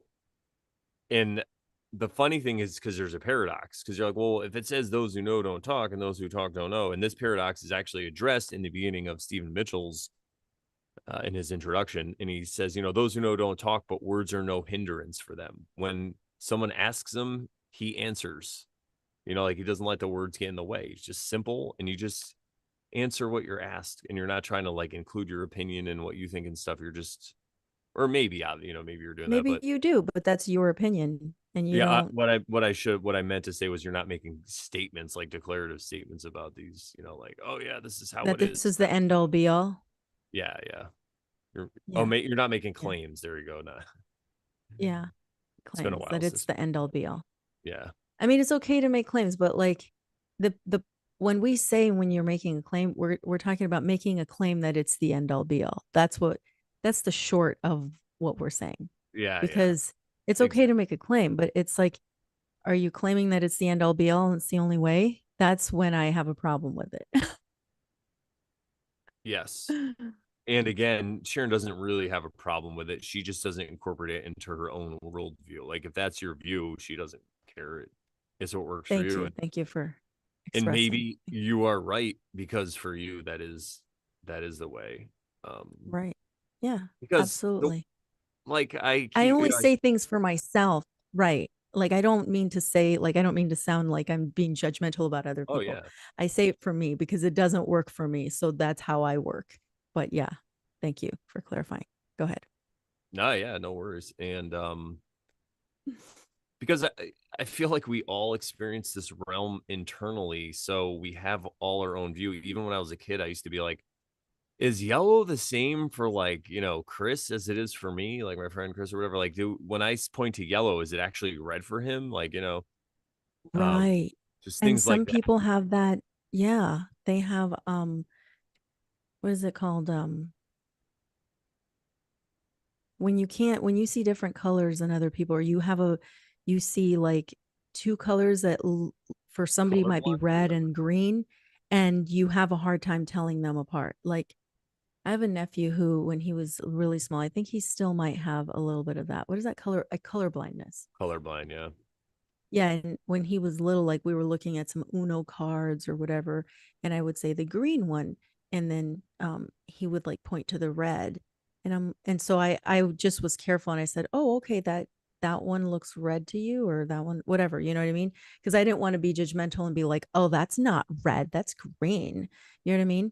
Because I wanted to see if he really did have a color blindness, and I think he does a little bit, which is fine. Everybody has different eyes, different viewpoint, different perspective. So I love how they named everything back in the day. They're like, you're colorblind. And everyone's like, all right, great. I'm just going to deal with it. It's like now everyone's a victim. I'm like, color what do you mean? discrepancy. Yeah, yeah, right. Back then, you could tell there was less victims because they just called everything. They're like, this guy's a midget. And the guy's like, all right, I'm a midget. Let's do it. He's like, this is great. I'm 3 feet tall. But they didn't care. They're like, all right, that's what I do. And now it's like, you Yeah. can't call him a midget. Like, but yeah, but I mean, you know, You can't call him a dwarf. you can't call him a Nigerian. No. uh, what's going Night on, Chet? German. Way woo your words carefully. Oh yeah, see, he wrote that. I should have read it before I. Wait. Woo way. Have a pink sled. My family all wears sweater. I have a No, pink all sweat swears is sled. red. My family also wears is red. Yeah, yeah. That's I mean, funny. I Yeah. I can remember something that happened in 2020 that I could swear was one thing, but everyone else, a lot of people were like, "No, it's this thing," and I'm like, "Are you sure?" Because it doesn't seem to be this thing, and like, "No, it's this thing," and I'm like, "All right, I guess." I'm still gonna I guess pretend it's not. Is that cool? And they're like, no, it's not cool at all. You gotta see it's this thing, or we're gonna yell at you you in the got to see it supermarket, my way. or we're gonna yell at you in the supermarket and question your service to the Marine Corps. What? But anyway, like, Oh uh, my. say it with a smile. Exactly, Blue. He already knew.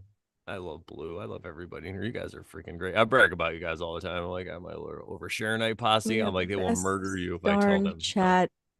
We have the Right. best darn chat on the interwebs. I told people that the other day. I Mm. was because I was talking about my podcast a little bit, and I'm like, yeah, somebody once said in my chat, I'm like, this is the only chat on the internet that makes me not want to kill myself. And they were laughing. I mean, I had, established some rapport with these people. And yeah. So um but let's see. Let's keep it moving. We'll take this enthusiasm and fun energy and put it back into the tab. All right. Yeah, there's really not much you could say about what he who opens his mouth and meddles with affairs cannot be free from trouble. Like I know, right? It you just don't kind have of to like speaks you shouldn't to have to be coming it's like across. Sorry, go ahead. I was just gonna say it kind of just speaks for itself. It's just like, yeah. Exactly. And if you're coming across that for the first time in the Dow or on this show, then it's like, all right. Anyway, go ahead. All right. The next part says to recognize one's insignificance is called enlightenment. Well, just in that Yeah. alone, it's like it's not the insignificance of like of course you could view things one way or another, right? It's perspective. Because like I remember when Exactly what I was thinking. I remember back when I was looking at the I guess what people think this realm looks like or what it whatever. I don't even know how to say it. But because I don't want to offend people. But because your view is your view, that's fine. Like I don't want to. But anyway, um I remember when the crowd of the dome crowd were saying things like not that it's I again, I'm not judging um that the dome crowd were blaming the other crowd for being like, "Oh, that view makes us feel insignificant because God is like too far away to talk to us when all he really is just above the dome. He's just right there. He can see us and all this stuff." Well, that's a fine view to have. That's fine. But I don't think that God is on top of the dome looking down at us either. So I don't think that's how it works. How dare I know. But anyway, that was just it's my not little that side kind note of about how it's not insignificant. that kind of insignificance. No, you're It's more about knowing that you don't know. It's more about that. Because when you humble yourself and you say, you know what, I really don't know. And I'm being honest because I don't. Because why? Because I wasn't there. I didn't see it. I didn't see the world get created. I don't know anything. You know what? The mystery of it is okay to me. It's okay. It's okay to have a mystery. I don't have to know everything. Yeah. Am I curious? Yes. Do I wish I know what the moon was? Yes, I really do. Like it's so very like crazy to me. I'm just like sometimes Cody and I go outside to look at the moon with binoculars and we look at each other and we're like, what is that thing? Like what is it? You know what I I mean? actually, I like not knowing because Yeah, it is interesting to not know. it's so magical. Like, what the fuck Yeah. actually is that, right? I'd rather have that mystery and the magic in my life. And I look, same thing. It's been this go around. It seemed like even when it was like a half a moon, it was like full moon size. It was huge. And the full moon Tuesday was amazing. Yeah, it was there was like a partial eclipse or something Oh, a couple of nights ago. really? I didn't know about it, but we were at this restaurant and the guy kind of a few chairs down at the bar was like talking to the bartender and was like, "Yeah, there's a an eclipse tonight." And we could see the moon right from where we were. We just like looked and it was like it looked amazing. So beautiful. But yeah, I looked it up and yeah, sure enough there was like a partial eclipse or something like that, which I don't even know what that is. But you know what? I guess God doesn't want me to know and that's okay. That's reserved as a mystery I think I apparently. figured out what stars are. I think they're the holes in the top of the cage. No. Yeah, no, it is Ah, so magical to look up, and that's what like we were in Maine and we are looking at the sky, and Elizabeth's look, there's something moving. She's like, but it's not fast enough to be a like a shooting star, but it's way too fast to be a plane. I'm like, oh yeah, those are those satellites or whatever, like the Elon Musk. And she's like, don't say that. She's like, you don't know that. She's like, you don't know what those are. And I'm like, you know what? You're fucking exactly right. I'm like, that's what we're told they are. I'm like, right. We I'm like, don't I know. wasn't thinking that's Like what they could they were, be but you're taking right. credit You know what I'm saying? Could they be taking credit for them? I don't know. Who knows? I don't know what they are. Look at my nose shadow. I got to be careful. People are going to start wondering. Turn your head. Turn the turn. I'm just kidding. All right, Brandon, they're going to like have screenshots of you measuring my nose. No, it's not Oh my gosh. my nose It's very shadow. proper They're going to have some British nose. I'm just kidding. I don't know. all right. Uh so so anyway, on that side Oh, note. I wanted to say really quickly about so I love what you said about the insignificance, right? So the line was when you recognize your insignificance. The only thing I would add to that is also it's like an ego death, like an ego thing. So the little I, the ego is always like me. Yeah. To, I want to pleasure my I'm desires, right. right? And I want what's best for me. And this is more And about, I'm right all and the I'm time. right. Yes. And this is about realizing that what you want isn't always right. It's more about God's plan and accepting God's plan and just realizing that I'm gonna go with the flow, and whatever happened was meant to happen. And that's really when I what he's also the other half of what he's talking about. Cool. It's pretty much what Sharon Yes, said, just a yes, different way to look at yes. it. All right, there we go.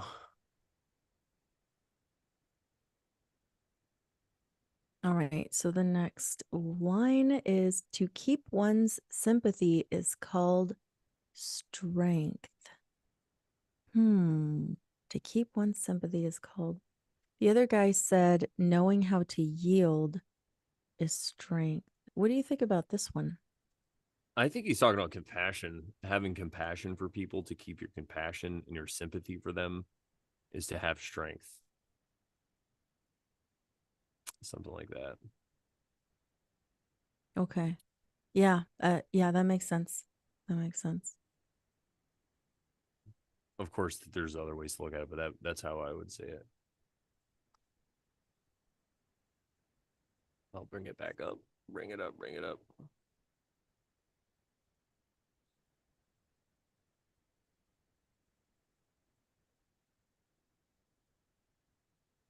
You want to read that part? All right. He who uses Tao's light returns to Tao's enlightenment and does not surrender his person to perdition. He who uses Tao's light returns to Tao's enlightenment and does not surrender his person to perdition. Yeah. This is called practicing the eternal. So, yeah, I mean, the light, the Tao's light is that inner light that you have to find within yourself.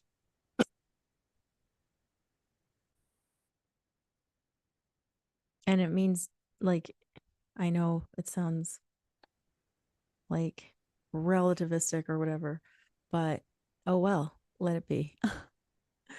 Let it It be. is different for each. It's going to be different, and it will be a different experience for each person. What that means, like how you're finding your light, and or I should say the Tao's light, and how you express that. But at the same time, there are similarities, right? Because you have the sages as examples, you have Jesus, Krishna, um, the Buddha, and you have those examples. And they kind of, their teachings pretty much give you like a, they give you like a peer, you could peer into that view through their teachings. Time to let my hair down. 100%, Sharon. You're nailing it. It's an example. It's like it says in the Bhagavad Gita, a great man's actions will become an example for the world, basically. Like your actions are going to become a guide to the world, just like Jesus. So Jesus is your guide, Krishna, Buddha, and you might not be able to be a carpenter and then go get a bunch of fishermen and all that stuff, but you just try to model your life in every situation that comes up. That's why that "what would Jesus do" thing is so great. And I mean, unfortunately, it was kind of co-opted or whatever. But what would Jesus do in this situation? Yeah. He'd flip his table. Would he flip a table or yeah. Which that I always wondered about the flipping of the tables. I still haven't figured that one out yet. But maybe we can talk about it One way you can someday. look at that is like it's okay to lose your temper and get angry at injustice that you see, especially right in the temple. Right, so they were changing money in the temple. Like he's just like, all right, you've gone too far. Like I think that's about establishing boundaries. Mm-hmm. Jesus, like it's okay to establish boundaries. Look at all these nose shadows in the temple. Like, yeah, when it comes These to giant usury, nose. get it out of this building. Yeah, yeah, That's meant for, prayer and devotion or yeah. whatever. Yeah. I love it. What's going on in the chat? Anything going on? That was a. I mean, it was a great verse. It was like a good review to everything. As far as that, as far as the Tao goes. Yeah. Parallax is difficult to explain, but I'm curious why most people don't see it. My guess is because I've done so much sun gazing. Maybe I need to moon gaze more. Hmm. Oh, he goes, when I look at the moon and tilt my head forward and then backwards, uh, the less opaque moons slightly shift, kind of like parallax. Huh. Yeah, I've never experienced that myself because I've never tried doing that. Do you really know But Jesus? Blue, do you really know Jesus? yeah, true. Jesus is my It's co-pilot. another Hang on. question. Jesus, what the hell, man? Where are the Cheetos? You're the worst co-pilot ever. I could just, oh Why don't man. why isn't Jesus your pilot? Why didn't you let Jesus take the wheel? Yeah, exactly. Just kidding. Where are the Cheetos? You got to get the non-GMO ones, Jesus. What the hell? I want to be able to enjoy my sodium cheesy goodness without the guilt of genetically modified organisms in my Cheetos. But could it be if you've raised your consciousness to a level that is high enough, it doesn't even matter? Could it be? Yeah, I think it's quite possible because I don't know, it's funny. It's like it's the chicken or the egg discussion all over again with everything. But if And you in really the can't, end, though, like I say, go ahead. yeah. Well, I was gonna say if you can't really make mistakes, then it doesn't really matter. There really is no right and wrong. Like that's what I think. So Sharon and I could sit here or people talk about, oh, there is no right and wrong and all these things, but then we Yeah, don't and they'll exactly misinterpret apply it that. to our life. Or we don't, but we'll say, but I'm not going to eat Burger King today because that's wrong. It's like, but didn't you just say there's no right and wrong, Brandon? It's like, fuck. It's nuanced. Yeah. Yes and no. Or Burger King's okay. Like, I don't know. Yeah, But I that's was for gonna everyone say to because decide on their own, right? exactly. And then I was gonna say because in the end, and don't go start eating Burger King just because you think I'm telling you to go eat Burger King. I'm not saying, you know what I'm saying? Like I'm not saying these, but like make your choices according to your own discretion, your own like whatever that you do for yourself. But in the end, like if you did eat Burger King for like 30 years of your life or 10 years of your life or whatever, don't beat yourself up about it because in the end, we're all just going to drop this meat suit and we're going to go unite with the greater consciousness, right? Like, so what is there to fear? It's, it's the meat suit you used this lifetime. So, and it benefited you until you were done. And those Blessed. of us still here in the realm. We're not done yet until we're Yeah, done. exactly. And we're all energy, and the food you're consuming, Emotion. whatever it is just energy. Maybe you think it's negative energy, but then bless it, change the frequency, Yes, make it absolutely. Because if you can do that with water, why can't you do that with food? Right? That's why Jesus thanked, I'm guessing, that's why Jesus thanked the Father, the great consciousness, the divine, whatever, for the food. Before everyone ate, he always gave thanks. That was his prayer. He gave thanks. thanks and praise. And what is thanks but gratitude? So, what does that say about having gratitude for the things in your life that could appear to be negative or, you know, seem to be negative at the moment? I'm preaching to the choir again, Yeah, exactly. preaching to You're on a roll. myself. Sharon's on fire over there. Better get a fire blanket But 'cause she's on. Go ahead. we got two pieces to the, for I guess we only read verse 52, which is fine. Yeah. Well, that's what I'm We'll saying. have Do to you want change to? the description, but go Yeah. ahead. Okay. All right. Okay. I was gonna say I got time if you want to still go, but it might. Oh, yeah. I mean, that doing another, I mean, we could, it's kind of short. Do you want to try? I don't mind.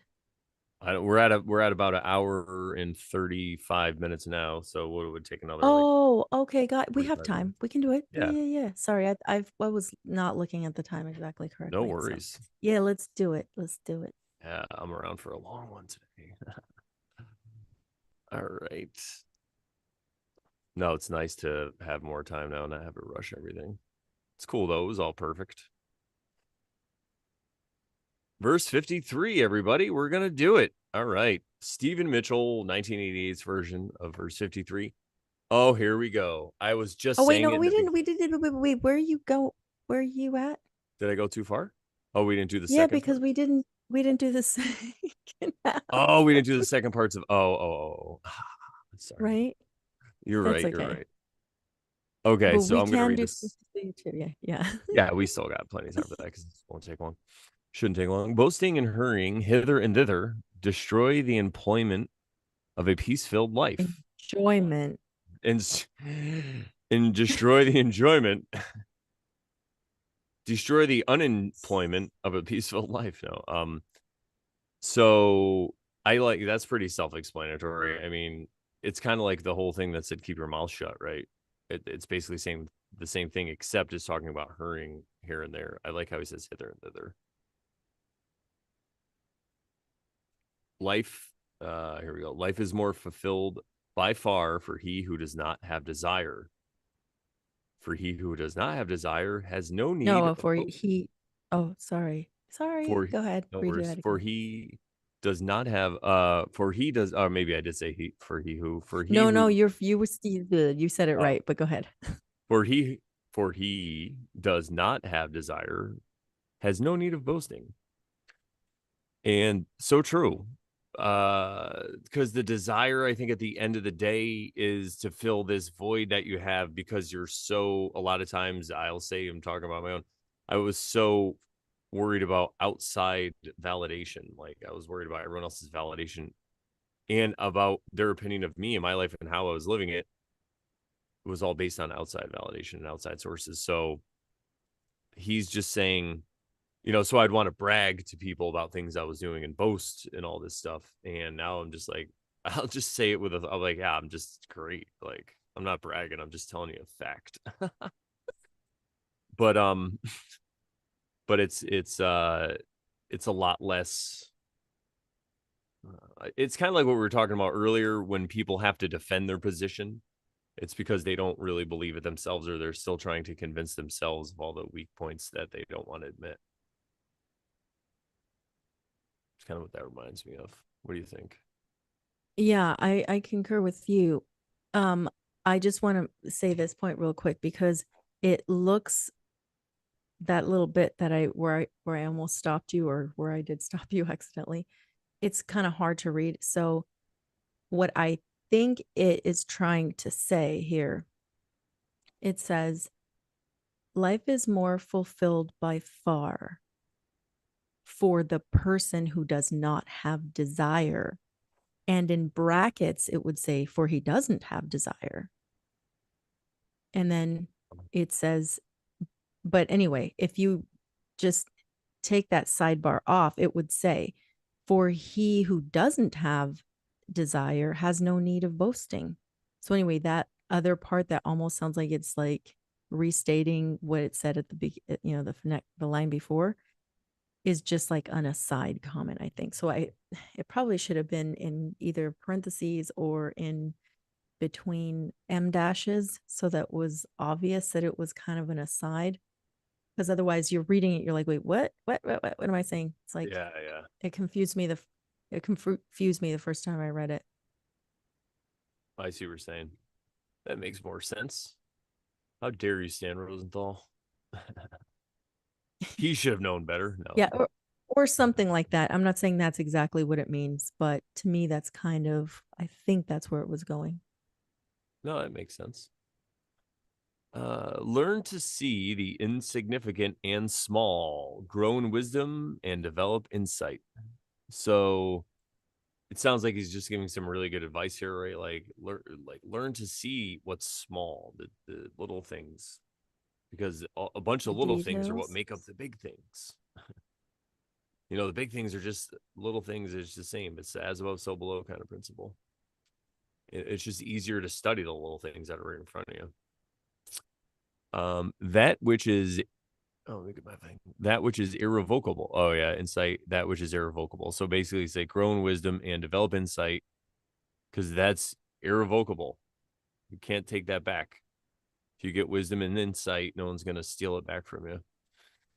Do not try to fight, and so be saved from harm. So I would interpret that. I mean, you could interpret it as like a physical fight, but you can also say like, don't try to fight. Just go with the flow, because when you're not going with the flow and you're fighting, then you're suffering, you're being harmed, or you're perceiving as being harmed, right? That's the harm. But also you could say, well, then don't fight, because then you won't be harmed either. Like, right, don't get into a fight.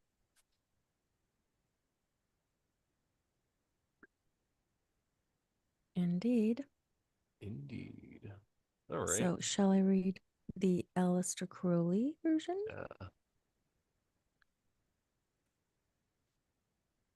With the mouth closed and the gates of breath controlled, he remaineth at ease all his days. Maybe I should read these without the F's.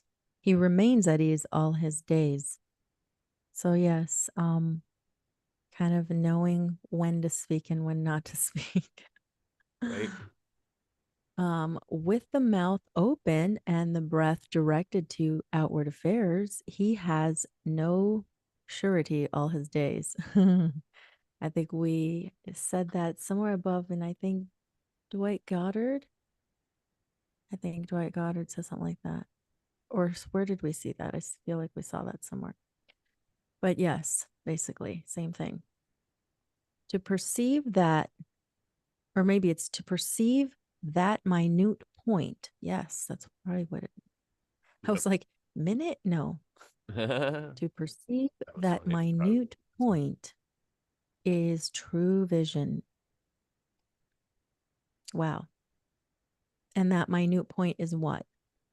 That with the mouth open and breath directed to outward affairs, he hath no surety all his days. Well, what is that saying? If you're It's a constantly minute. over here talking about, go ahead. I was going to say a minute point is that it's something simple. Like the simple point, this little thing. But go ahead. Yes, Yeah. you're right. You're Yeah. The simple point is that if you keep your mouth shut, sorry, with the mouth, okay, he's saying when your mouth is open and your breath is directed toward outward affairs, so you're constantly like giving your opinion about the worldly affairs going on in the world. Oh, this is happening in XYZ, and these people of a certain place are doing this to these other people, and it's evil, and it's okay. and their What are nose you really shadows doing? are giant. No.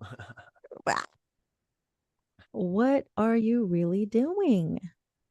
Hmm? Yeah, yeah. Or you're Right? trying to tell people how to live their lives and what they should do. Same. Yeah. So to perceive these, what was stated in the last little bit right there is true vision.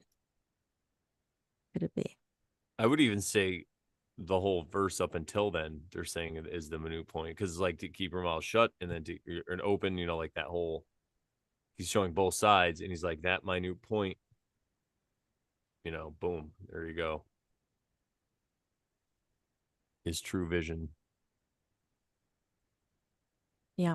And then it goes on to say, you want to put it up? Oh yeah, sorry, I was highlighting it, but I didn't share it. That's funny. I thought I'd already shared it. Share it. It's already highlighted though. Oh, that's good. There you go. Okay. To maintain the soft and gentle is true strength. What did the other guy say was strength? We saw that somewhere in the other Uh, two. Uh, Knowing how to yield a strength and yes. to keep one's sympathy, right? Yep. So this one says that to maintain the soft and gentle. Well, that sounds kind of also like to the sympathy part, right? Because um I don't know, I can see that being like sympathetic thing, or being sympathetic is being soft and gentle. But Also, if you're anyway, going to think of a strong warrior or whatever, you wouldn't think of soft and gentle, but Lao Tzu's kind of saying, no, keep your soft and gentleness. And that's what true strength is. It's like no matter what you go through, you don't let it affect you. You don't become cold and put up walls. You're open to the mm, people still. You have compassion, and that's true strength. mm, yeah, very good point. Booyah. Employing harmoniously the light within. Again, mentioning that light within that was mentioned in the previous versions. Employing harmoniously the light within so that it returns to its origin, again, back to the mother, right? That we were talking about the beginning of the verse. One guardeth even one's body from evil and keepeth silence before all men. Oh, Could it yeah. be? Yeah. So, in being, quote, silent, maybe let's say it's not being silent, but like silent about those matters that people are always talking about that are, quote, negative, but Triggering. yeah, triggering, Politics and religion for starts, yes, right? yes, And how you should yes. raise your kids. And what's going on in the world and who's doing what And those no in the world. shadows.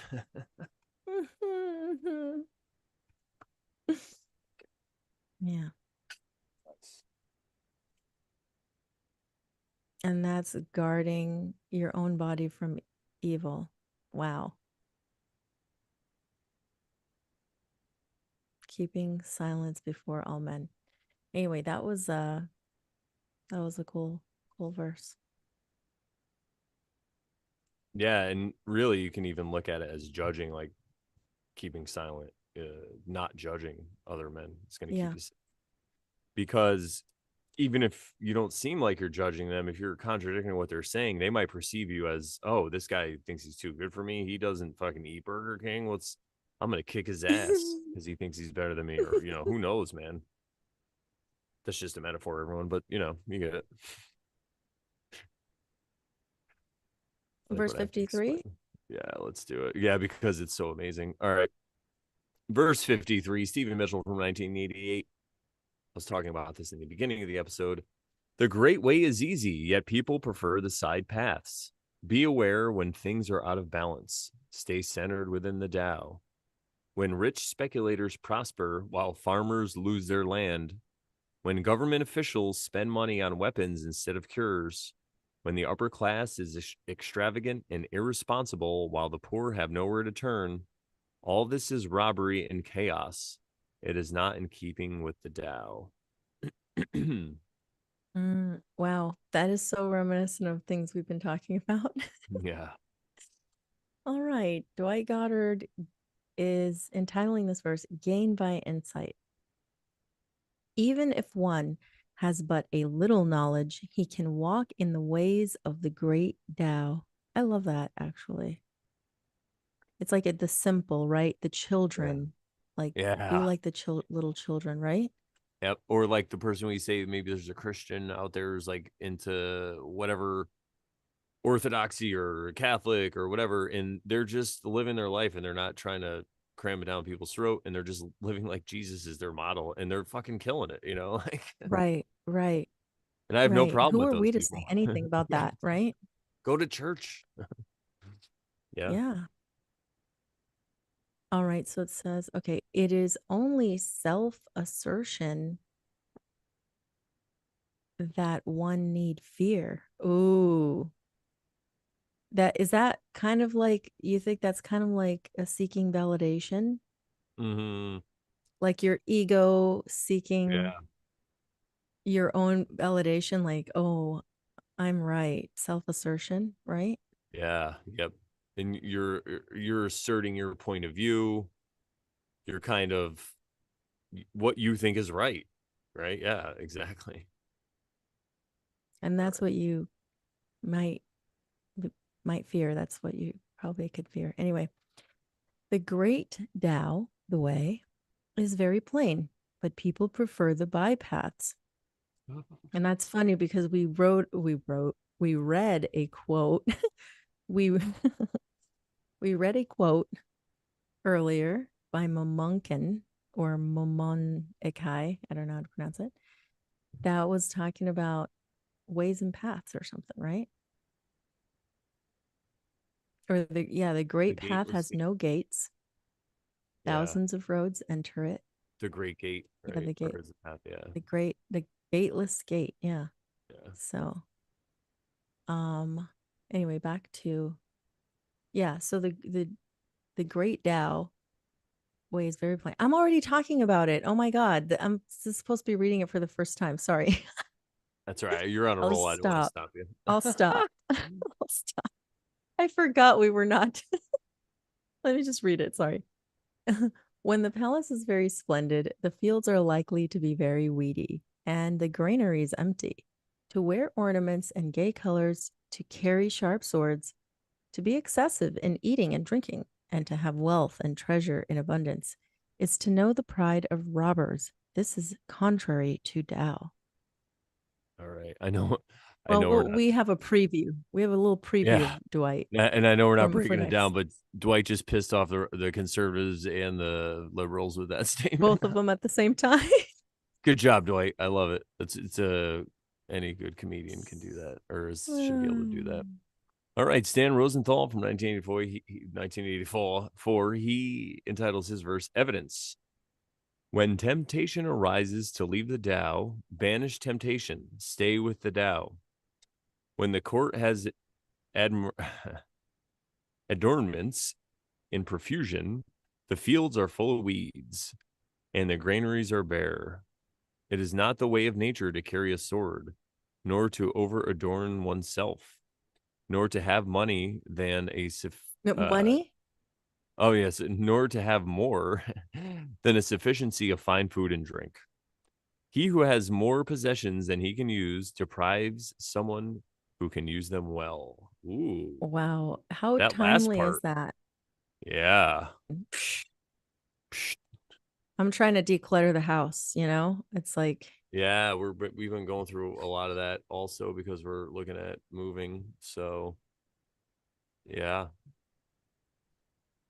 all it right, looks like I'm shall I giving read into a the little usury to purchase a home, but not me directly, so that's good. Oh, what are you gonna do? Well, you never know, right? You never know. what are you gonna do? All right. Aleister Crowley's Oops. version, it's entitled The Witness of Greed. Oops. Oop. There we go. Were I discovered by men and charged with government, my first would be uh, my first would be lest I should become proud. I don't even know what that means, but we're going to get to that, I guess. The true path is level and smooth, but men love bypaths. They adorn their courts, but they neglect their fields and leave their storehouses empty.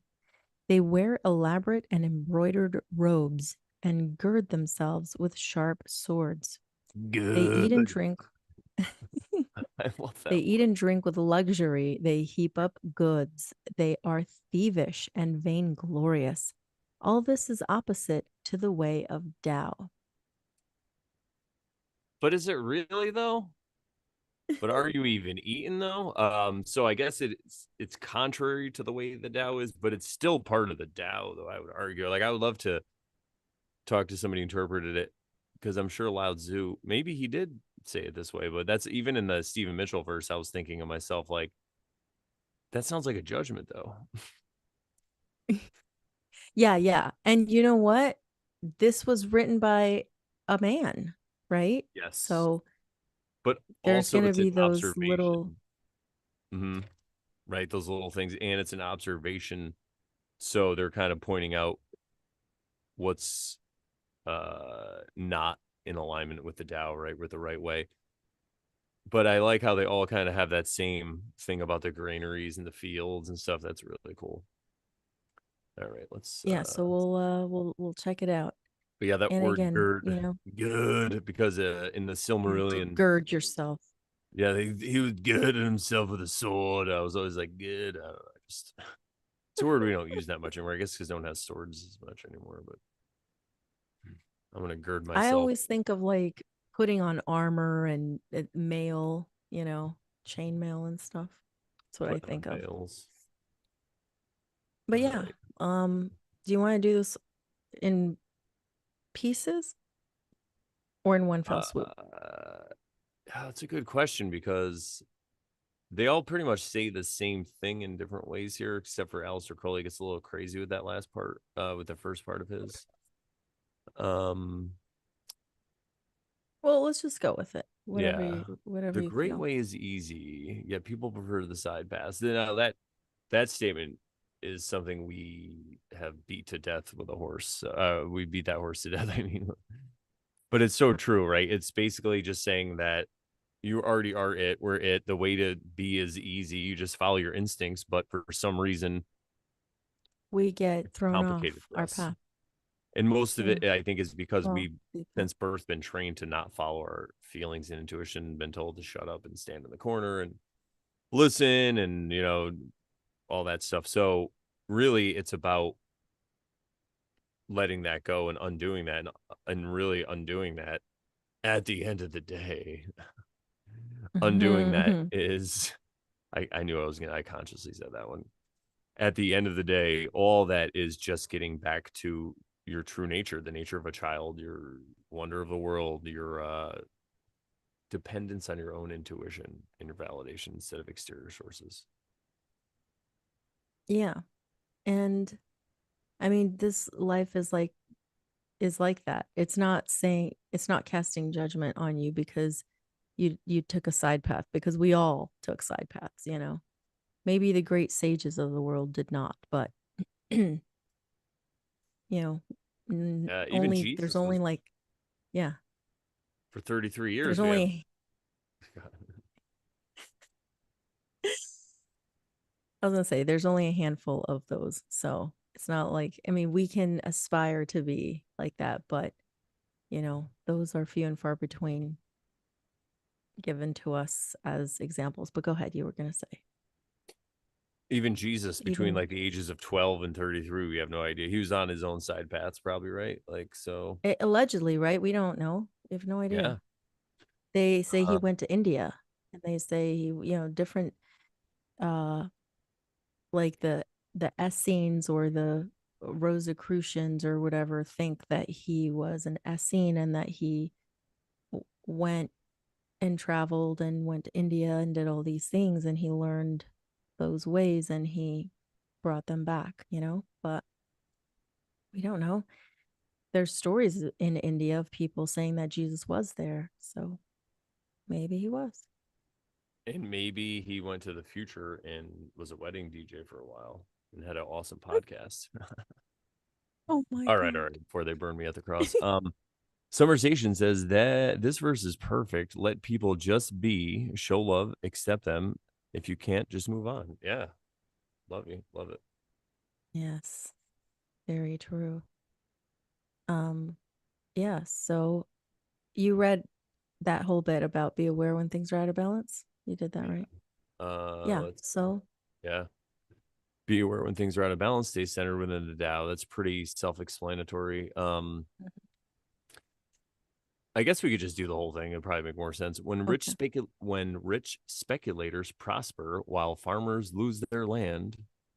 So that right here is just giving examples. When government officials spend money on weapons instead of cures, well, when Where they are we spend at? money on Where are we at? when they what's that? Oh, was I breaking up? No, no, you're fine. Oh, when they spend money on cures, though, sometimes it's not always good too, right? Every you guys get it. Hashtag 2020. Or 2021, I guess that was. Well, could those be the weapons? Yeah. Oh, yeah. Silent weapons for quiet wars. What? When the upper Mm. class is extravagant and irresponsible while the poor have nowhere to turn, this is all robbery and chaos and is not in keeping with the Tao. And this is where I was going to say, well, not that he's judging it. I would have to say he's just pointing out that this isn't the true nature of people. This isn't the true nature of men and women, Of the divine, in of other the words. divine men and women. Yes. Yeah, the divine does not want, you know, chaos and weapons and extravagant and irresponsible or extravagancy and irresponsibility, right? That's not in line with the Tao. But Exactly. Well, while other people suffer. So it's not saying you can't be rich and have all these great things, but it's like if everyone else is suffering, then it's out of balance. right, right. The imbalance is the thing. Right. Yep. And this is where Very good good old point. Karl Marx steps in and is like, yeah, everyone's got to be the same, man. It's not what we're talking about. Yeah. So I'll read Dwight Goddard. All right. So he entitles it Gain by Insight. So now we're gonna finally break it down. I already started. Break it on down. We did a preview. Even if Yeah. one has but a little knowledge, he can walk in the ways of the great Tao. Again, I said that's like reminds me of little children. Yeah. It is Children, only or go ahead. even, I was Go going to ahead. say this too, but, um, oh, I did say that. That's right. Somebody going to church and all that stuff. Yeah. So you don't have to. I mean, I suggest it, but you don't have to watch the Over Sharon show, and you don't have to, study the Read occult. all We've said this kinds of before, and yeah.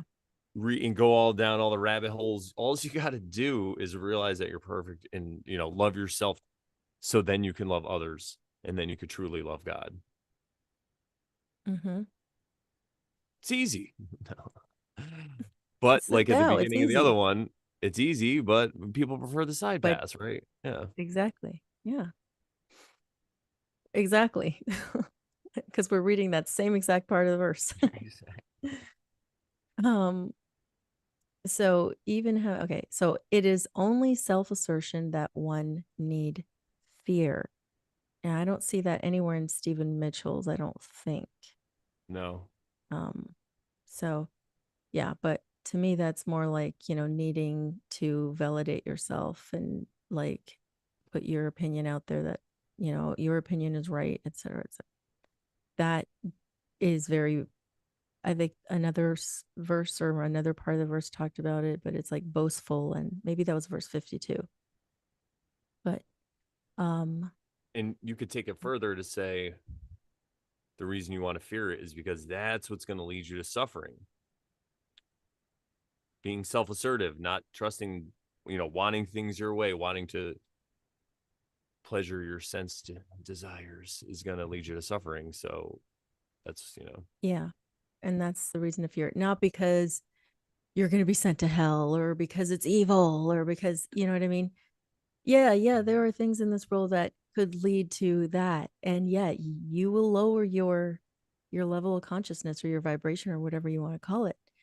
And yeah, you might be stuck there for a while. Who knows if this lifetime you'll get out? But that's the reason to fear it, not so much because you'll be punished, but because karma, if you are in that low level of consciousness, you will be living in that low state. It's kind of like living in hell because you are bringing these things upon yourself by allowing these negative thoughts and things to control. Exactly. Exactly. The great Tao or way is very plain. As we said before, again, Stephen Mitchell says it's easy, but people prefer the bypass. He already said that. That's funny. He did it backwards. Dwight put it at the end.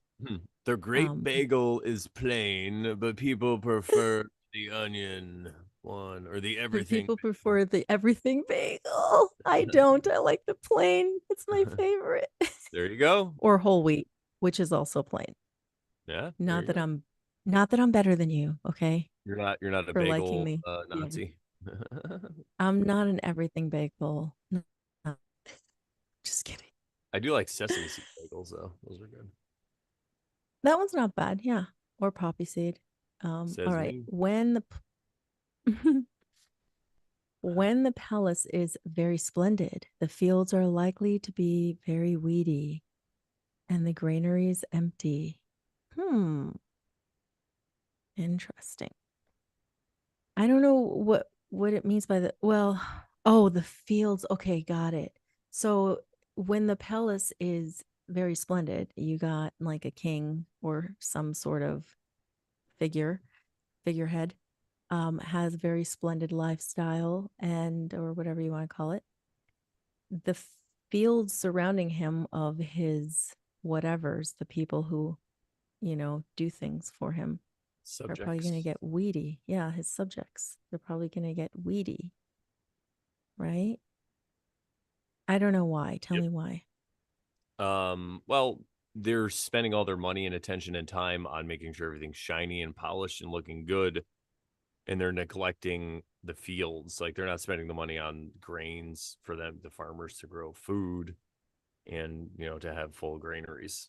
So it's like an imbalance, right? So it's like you want to have a nice palace, but you don't want your palace to be like the Taj Mahal where everybody's building the and putting their time into it and no one's making the food. I'm not saying that's what happened at the Taj Mahal, but that's kind of like what I mean. So it's just Yeah. really about a balance. Yes, absolutely. I'll bring it back. So Back. to wear ornaments and gay colors, to carry sharp swords, to be excessive in eating and drinking, and to have wealth and treasure in abundance is to know the pride of robbers. This is contrary to the Tao. Okay.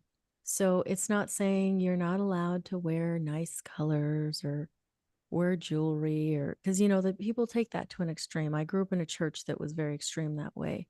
And it was like when I was a kid, of course it kind of changed a little bit because it changes with the times. You got to keep But the yeah. when I was young, it was like no jewelry at all. Like no, we weren't allowed to pierce our ears at all. So like this is me later in life, but back then, no kind of necklaces or ornamentation.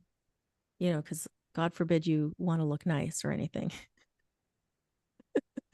Cool. So It's all it's not blasphemy. forbidding. Yeah, it's not forbidding that. It's just saying again the balance, right? To do that instead of knowing the other side, right? Yeah, Doing it to an excess. Well, and then exactly. the next line says to carry sharp swords. Talk to me about that one.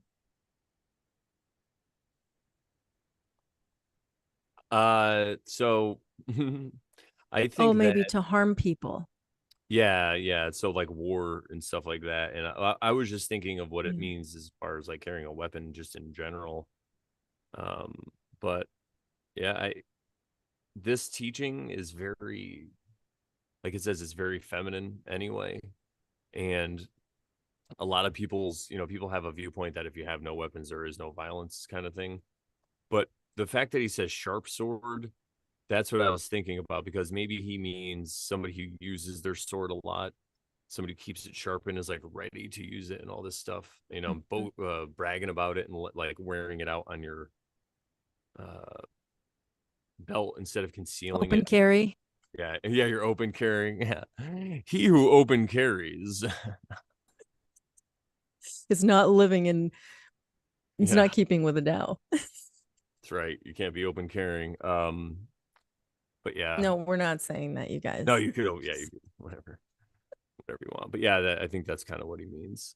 And again, these are interpretations, so who knows what Lao Tzu exactly was saying? But Yeah, right. Because we're just looking at it through the lens of people who interpreted the Chinese to the English. Like, what do we know? We didn't read the Chinese ourselves. We don't understand it. Chinese. That's the next It's very, the next very special that nuanced. we're gonna learn Chinese. Chinese. Yeah. So the Yeah. next Sam Rosenthal. Oh, All right. unless And then there was I just something else wanted you to wanted to also say point about all out, this. Yeah. I just want to say where he says to have wealth and treasure and abundance is to know the pride of robbers. So I don't think he's saying, you can have treasure and you can have wealth. It's just like in abundance. And I think he just means when it's just gross, In like Scrooge excess. McDuck swimming in his gold, Yeah. like And like God. pulling on a penny to make copper wire, you know. Just kidding. Go ahead. Or like in Futurama when the rich lady's like, I got money to burn, and she has like a thing where she opens it and to stay warm, she burns money. Like same kind of thing. It's just this crazy overabundance. All right. Bum bum bum bum. Stan Rosenthal. What? Nice and short. When temptation arises to leave the Tao, banish temptation. Stay with the Tao. That's temptation, desires, same thing, right? Yeah. Mm-hmm. Uh, when the court He made had, that really, really short. he Wow. really did. I'm telling you, when the court has adornments in profusion, the fields are full of weeds. So he's basically saying the same thing, right? Yeah, Adornments in the profusion. same So when thing. it's crazy, and the granaries are bare, it is not the way of nature to carry a sword, nor to over adorn oneself, nor to have more than a sufficiency of fine food and drink. He who has Again, more yeah, it's the possessions, over. Sorry, go uh, ahead. I was just gonna say who, yeah, I'll read it. Then he who has more Yeah. possessions than he can use deprives someone who can use them well. Mm, It yeah. really is just about I a balance, And then where he says it is not the way of nature to carry a sword, maybe means you're looking out there looking for a fight or something. yeah, well, it maybe look at the animals. The animals aren't going about trying to start a fight all the time, I guess, or trying to harm. They'll do it in order to eat, right? They have to, like, at least the ones that have swords in their mouths, like sharp teeth and stuff, right? It's the way of nature. Yeah, it's like, do you carry your sword in your mouth then, Lousy? Like, what's going on now? This is why I think sometimes the Tao will come under criticism.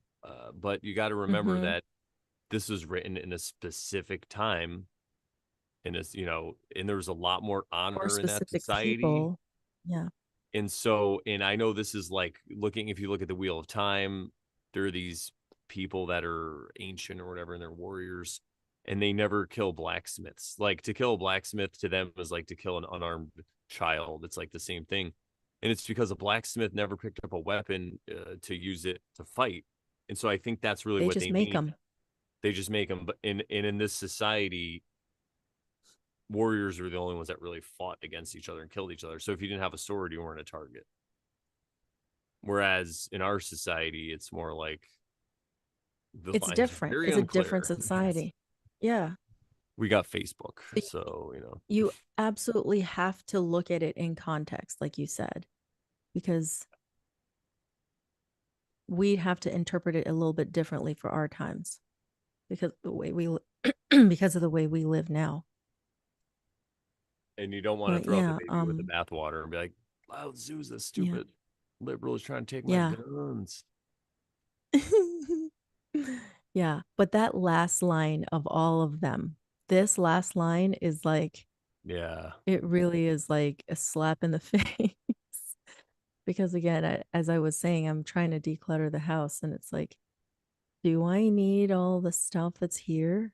Like, I really could live a more simple life if I didn't allow myself to collect things. You know what I mean?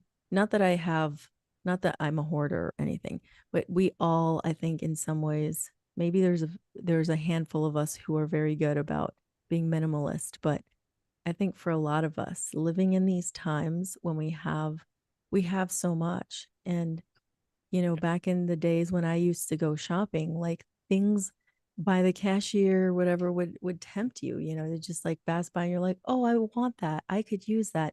And then you don't use it, or it just stays on a shelf somewhere or whatever. But it's like over there, I was like, I don't want to add any more things to my house than I need. Like, I really don't. And now Because it's then like what am right I on going to your do? phone, right? Those impulse buys, Yeah. So yeah. Yeah. It's Yeah. like one click And thank away. God I don't, a lot of that temptation has gone away, but yeah, there's still stuff to clear up, you know, that's left over from all those years of having, you know, saved stuff. It's like, oh, I could use that. I might use it someday. I might wear that again someday. And you never wear it. It's like, it just, I'm gonna climb that mountain again. I'm gonna need all this gear. And then it just sits in a yeah, yeah. tube. I'm like, damn it. I never climbed that mountain. Or you collect things for your hobbies. Like I I'm was going to go snowboarding oh, again someday. So I got to save this snowboarding equipment because, and then you never go snowboarding. I have speak, snowboarding boots, ooh.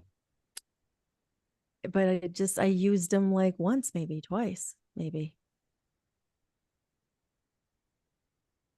I What do found you do? speaking of that, I was going to my parents' house and going through stuff, and they found an old backpack that I had from when I was in Boy Scouts. It's like a frame backpack, and it's like in mint That's condition.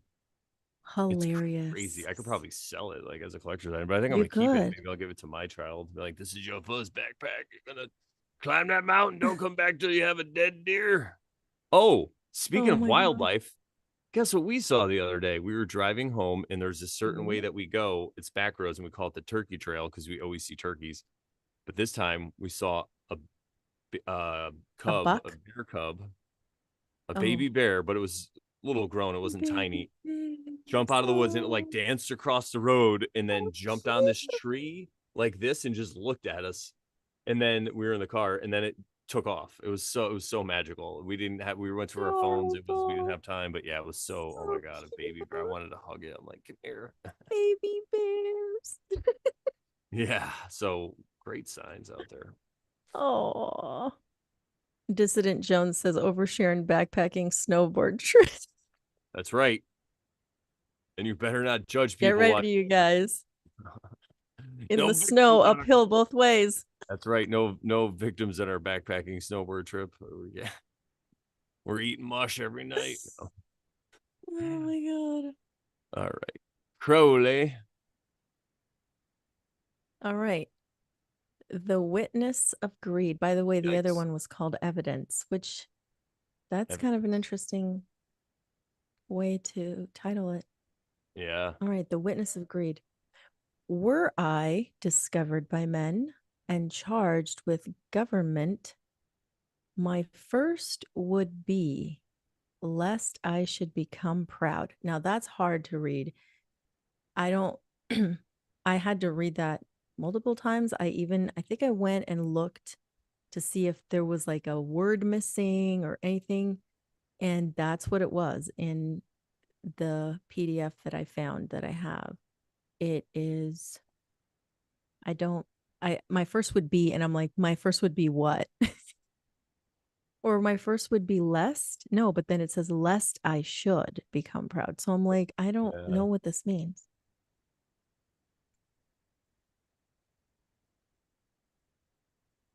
It's just my first would be. I wonder what that could mean. So he's basically my first would be, lest I should become proud, right? So,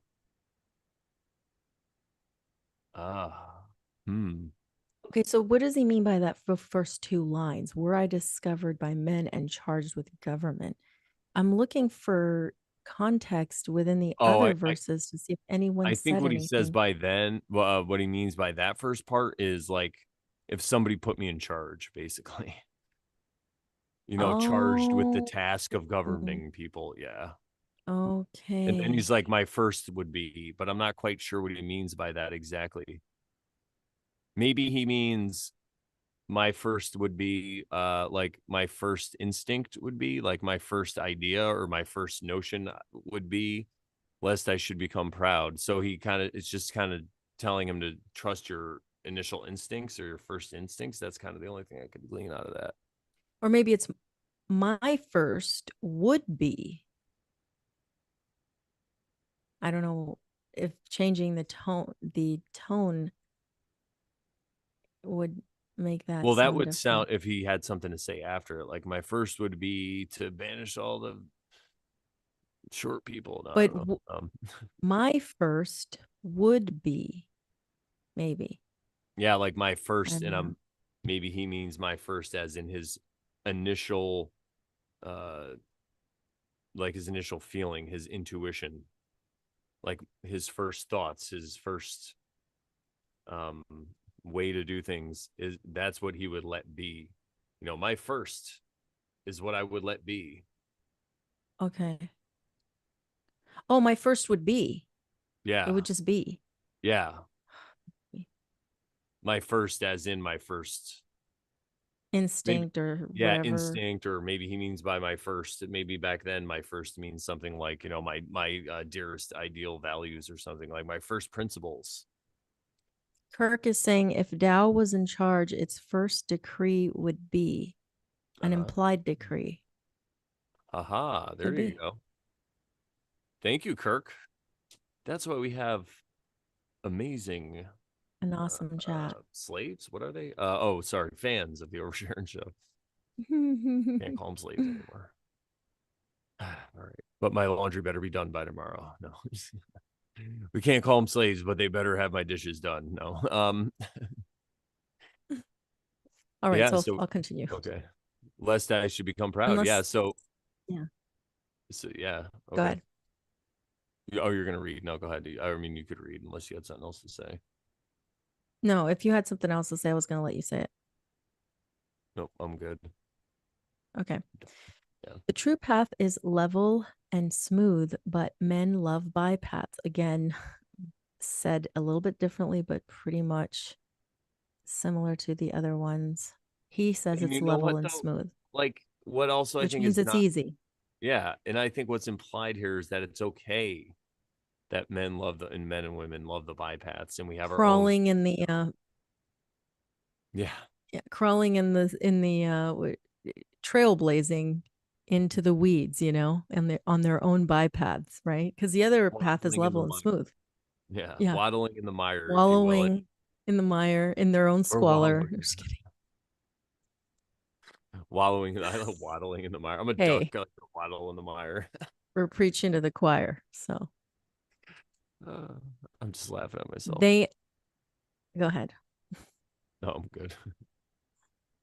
All right, I will continue reading. Okay. They adorn their courts, but they neglect their fields. There you go. That's a very clear way of putting it. Yeah. And leave their storehouses empty. They wear elaborate and embroidered robes and gird themselves with sharp swords. They eat and drink with luxury. They heap up goods. They are thievish and vainglorious. All this is opposite to the way of Tao. I What mean, it a sounds very, name for a villain. Vainglorious. Sorry. yeah. Wow, I love that. Anyway, so I like the way he puts it. He especially that one part very succinct about how's he say it exactly? Oh, they adorn their courts but neglect their fields. Yeah, it's couldn't have said it any better myself. Yeah. And I'm we an official already builder kind of buddy of talked the about Over Sharon show. Oh yeah. that. Yeah, I'm gonna need some builder buddies, guys. If I'm not gonna say too much, but if anybody likes Maine, and you want to come up The and state of Maine. have a good time in the state of Maine, and it's cool because when we went up to Maine for vacation, Elizabeth's like, "You're my main squeeze," because we were thinking of fun puns. And then we went up the other day, when I told you last Thursday. That's why we didn't. That's why we went live Wednesday. I went up to Maine Thursday. And we saw a license plate that just said squeeze, and it was a Maine plate That's that said Maine hilarious. The squeeze. main plate. That's Yeah. hilarious. So I guys want you in the chat. Think of some funny puns that I could put on a Maine plate that to make it say like Maine. I was thinking like man, like Maine man, but that might be taken. But Maine, who knows? The possibilities are endless. Maine vein is another one I came up with. But Oh, like drain Vein. the vein. What's that? Vein, Yeah, yeah, like drain the main vein. People as used to in say, the blood in the as in veins. no, as in peeing. People used to say like, "I'm gonna go drain the main vein." Oh, I never heard that. Oh Never yeah, heard it's that. a. You were probably yeah. Good thing you didn't hear that Yeah. one. You're a woman anyway, so I would be the only man to say that to you on a Yeah, podcast. yeah, I think men would say that to each other. Yeah, but you did have brothers, so there was a shot or a brother. One brother, Yeah, only one. it's a brother. Yeah, I changed it. So he was surrounded by women, so So he wasn't but draining veins. He was keeping that all to himself. Anyway, yeah, shout out to the chat. You guys uh, are hilarious and awesome, and I love it. yeah, this is a great time. I enjoyed today's uh venture back into the Tao and two verses. That was fun. Yep. Maine Coon. Oh yeah. Oh, Blue Kachina, you're my man. Yes, I almost want to say that I thought about that, but you know what? I'm not stealing his thunder. Blue Kachina, you're the fucking man. I don't think I did think of that previously. Maine Coon, that's fucking great. That'd be hilarious. Everyone's like, "You're racist." Like, Oh, no, I got a cat that's a Maine Coon. That's why it's on my plate. Maine Coon. I'm not racist. is that the brand name? Not brand. Is that the name of a type of cat? Yeah, Maine Coon. Or Yep, is it? they're huge too. I think I've heard of those, but I don't think I've ever seen them in It's a person. Maine Coon. And then, you can't. That's funny. Coon is also a slur, so it's funny. He Just wins, like by the other way. words He are well, allegedly slurs. Blue Kachina wins the main pun or whatever the main license plate contest. But if you guys still have ideas of ones that I could have without getting shot, I mean, I wouldn't get shot in Maine, but if I had to come back to Connecticut, no, it's all right. I think people would find it funny. If you drove down to the south, Oh, they'd love it. They'd be like, "Yeah, this guy gets it." No, that's the thing about the South. People aren't even as racist as people think they are. It's I don't know. People from down south, you know what I'm talking about. Obviously, some people are, but yeah.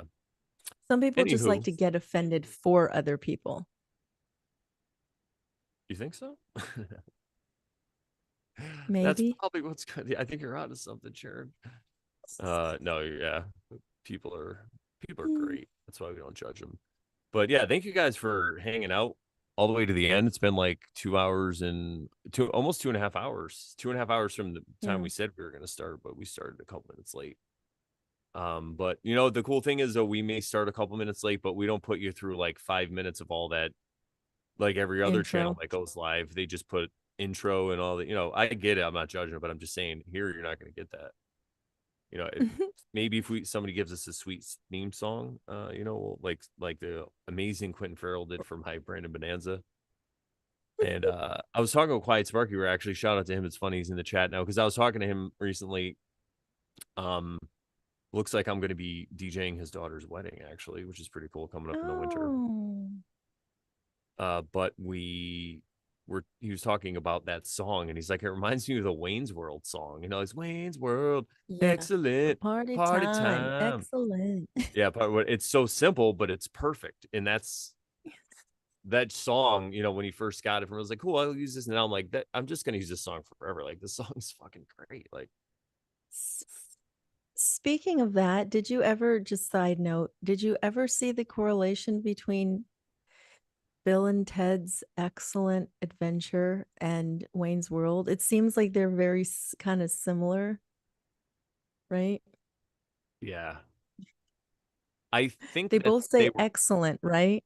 And yeah, excellent what party about time. I think I'm trying to remember which one came first. It might have been Bill and I Ted's on looked Saturday Night Live. I mean, I it might have been looked Wayne's it World up. on Saturday Night Live. Oh, which one was it? I looked it up and told Spoons, and I can't remember what it was, but they were very close to each other, I think, within a few years or something like that. But what I didn't actually, yeah, I think it was Bill and Ted's. The movie came out first, and then Wayne's World movie came out later. But I didn't take into account when Wayne's World started doing stuff on Saturday Night Saturday Live Night Live. Yeah. as their like skit, right? So I Yep. didn't look at that at when they started that.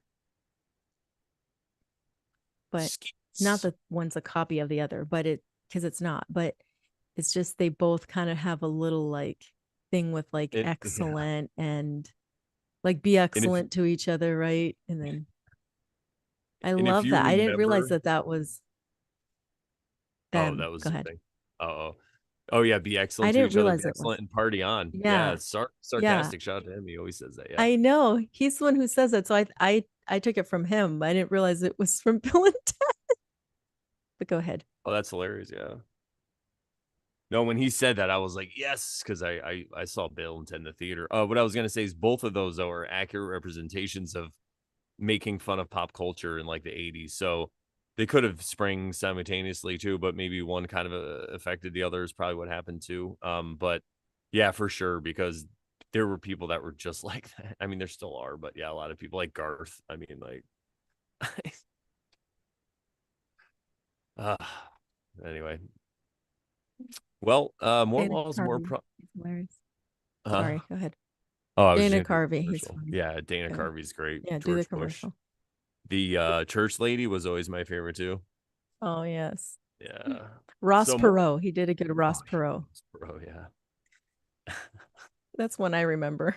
We need Ross Perot. Like, I don't care. Like, even if he's dead, like, just I have Resurrect no, him. like, I have zero idea what's going on because I don't watch anything. I just know that now it's Kamala Harris and not Joe Biden because I see the signs everywhere. Yeah. So it's so great for me. But yeah, it's got to be nuts out there. I could just imagine.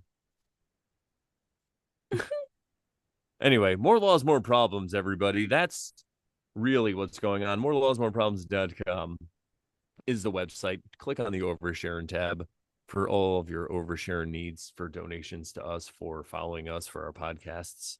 You can check out our podcasts without any kind of YouTube interruption. Or if you don't, you don't have to worry about having the screen open. Just listen to the podcast there. You can also check out all my other wonderful things on morelawsmoreproblems.com, my blog that's been there for 11 years now. But the best way to support us is to subscribe here, subscribe to the podcast place if that's where you listen. Thumbs up, leave a review if you listen to us on podcasts. Or hey, if you're bored and you want to do something good for us, just go to where we do podcasts and leave a review like iTunes. Just leave a cool review about how awesome we are. Because when you do that, sometimes they bump you up to the top and people will see you for like a day or two or whatever. But anyway, not that we really care about growing too much. And share us around, like, comment, and the best way to support us is to hang out in the chat. So come here when we premiere or go live, mostly every Thursday, and check us out. And look forward to more episodes about the Tao, and we And have all other kinds of good stuff. stuff coming up. So yeah, awesome.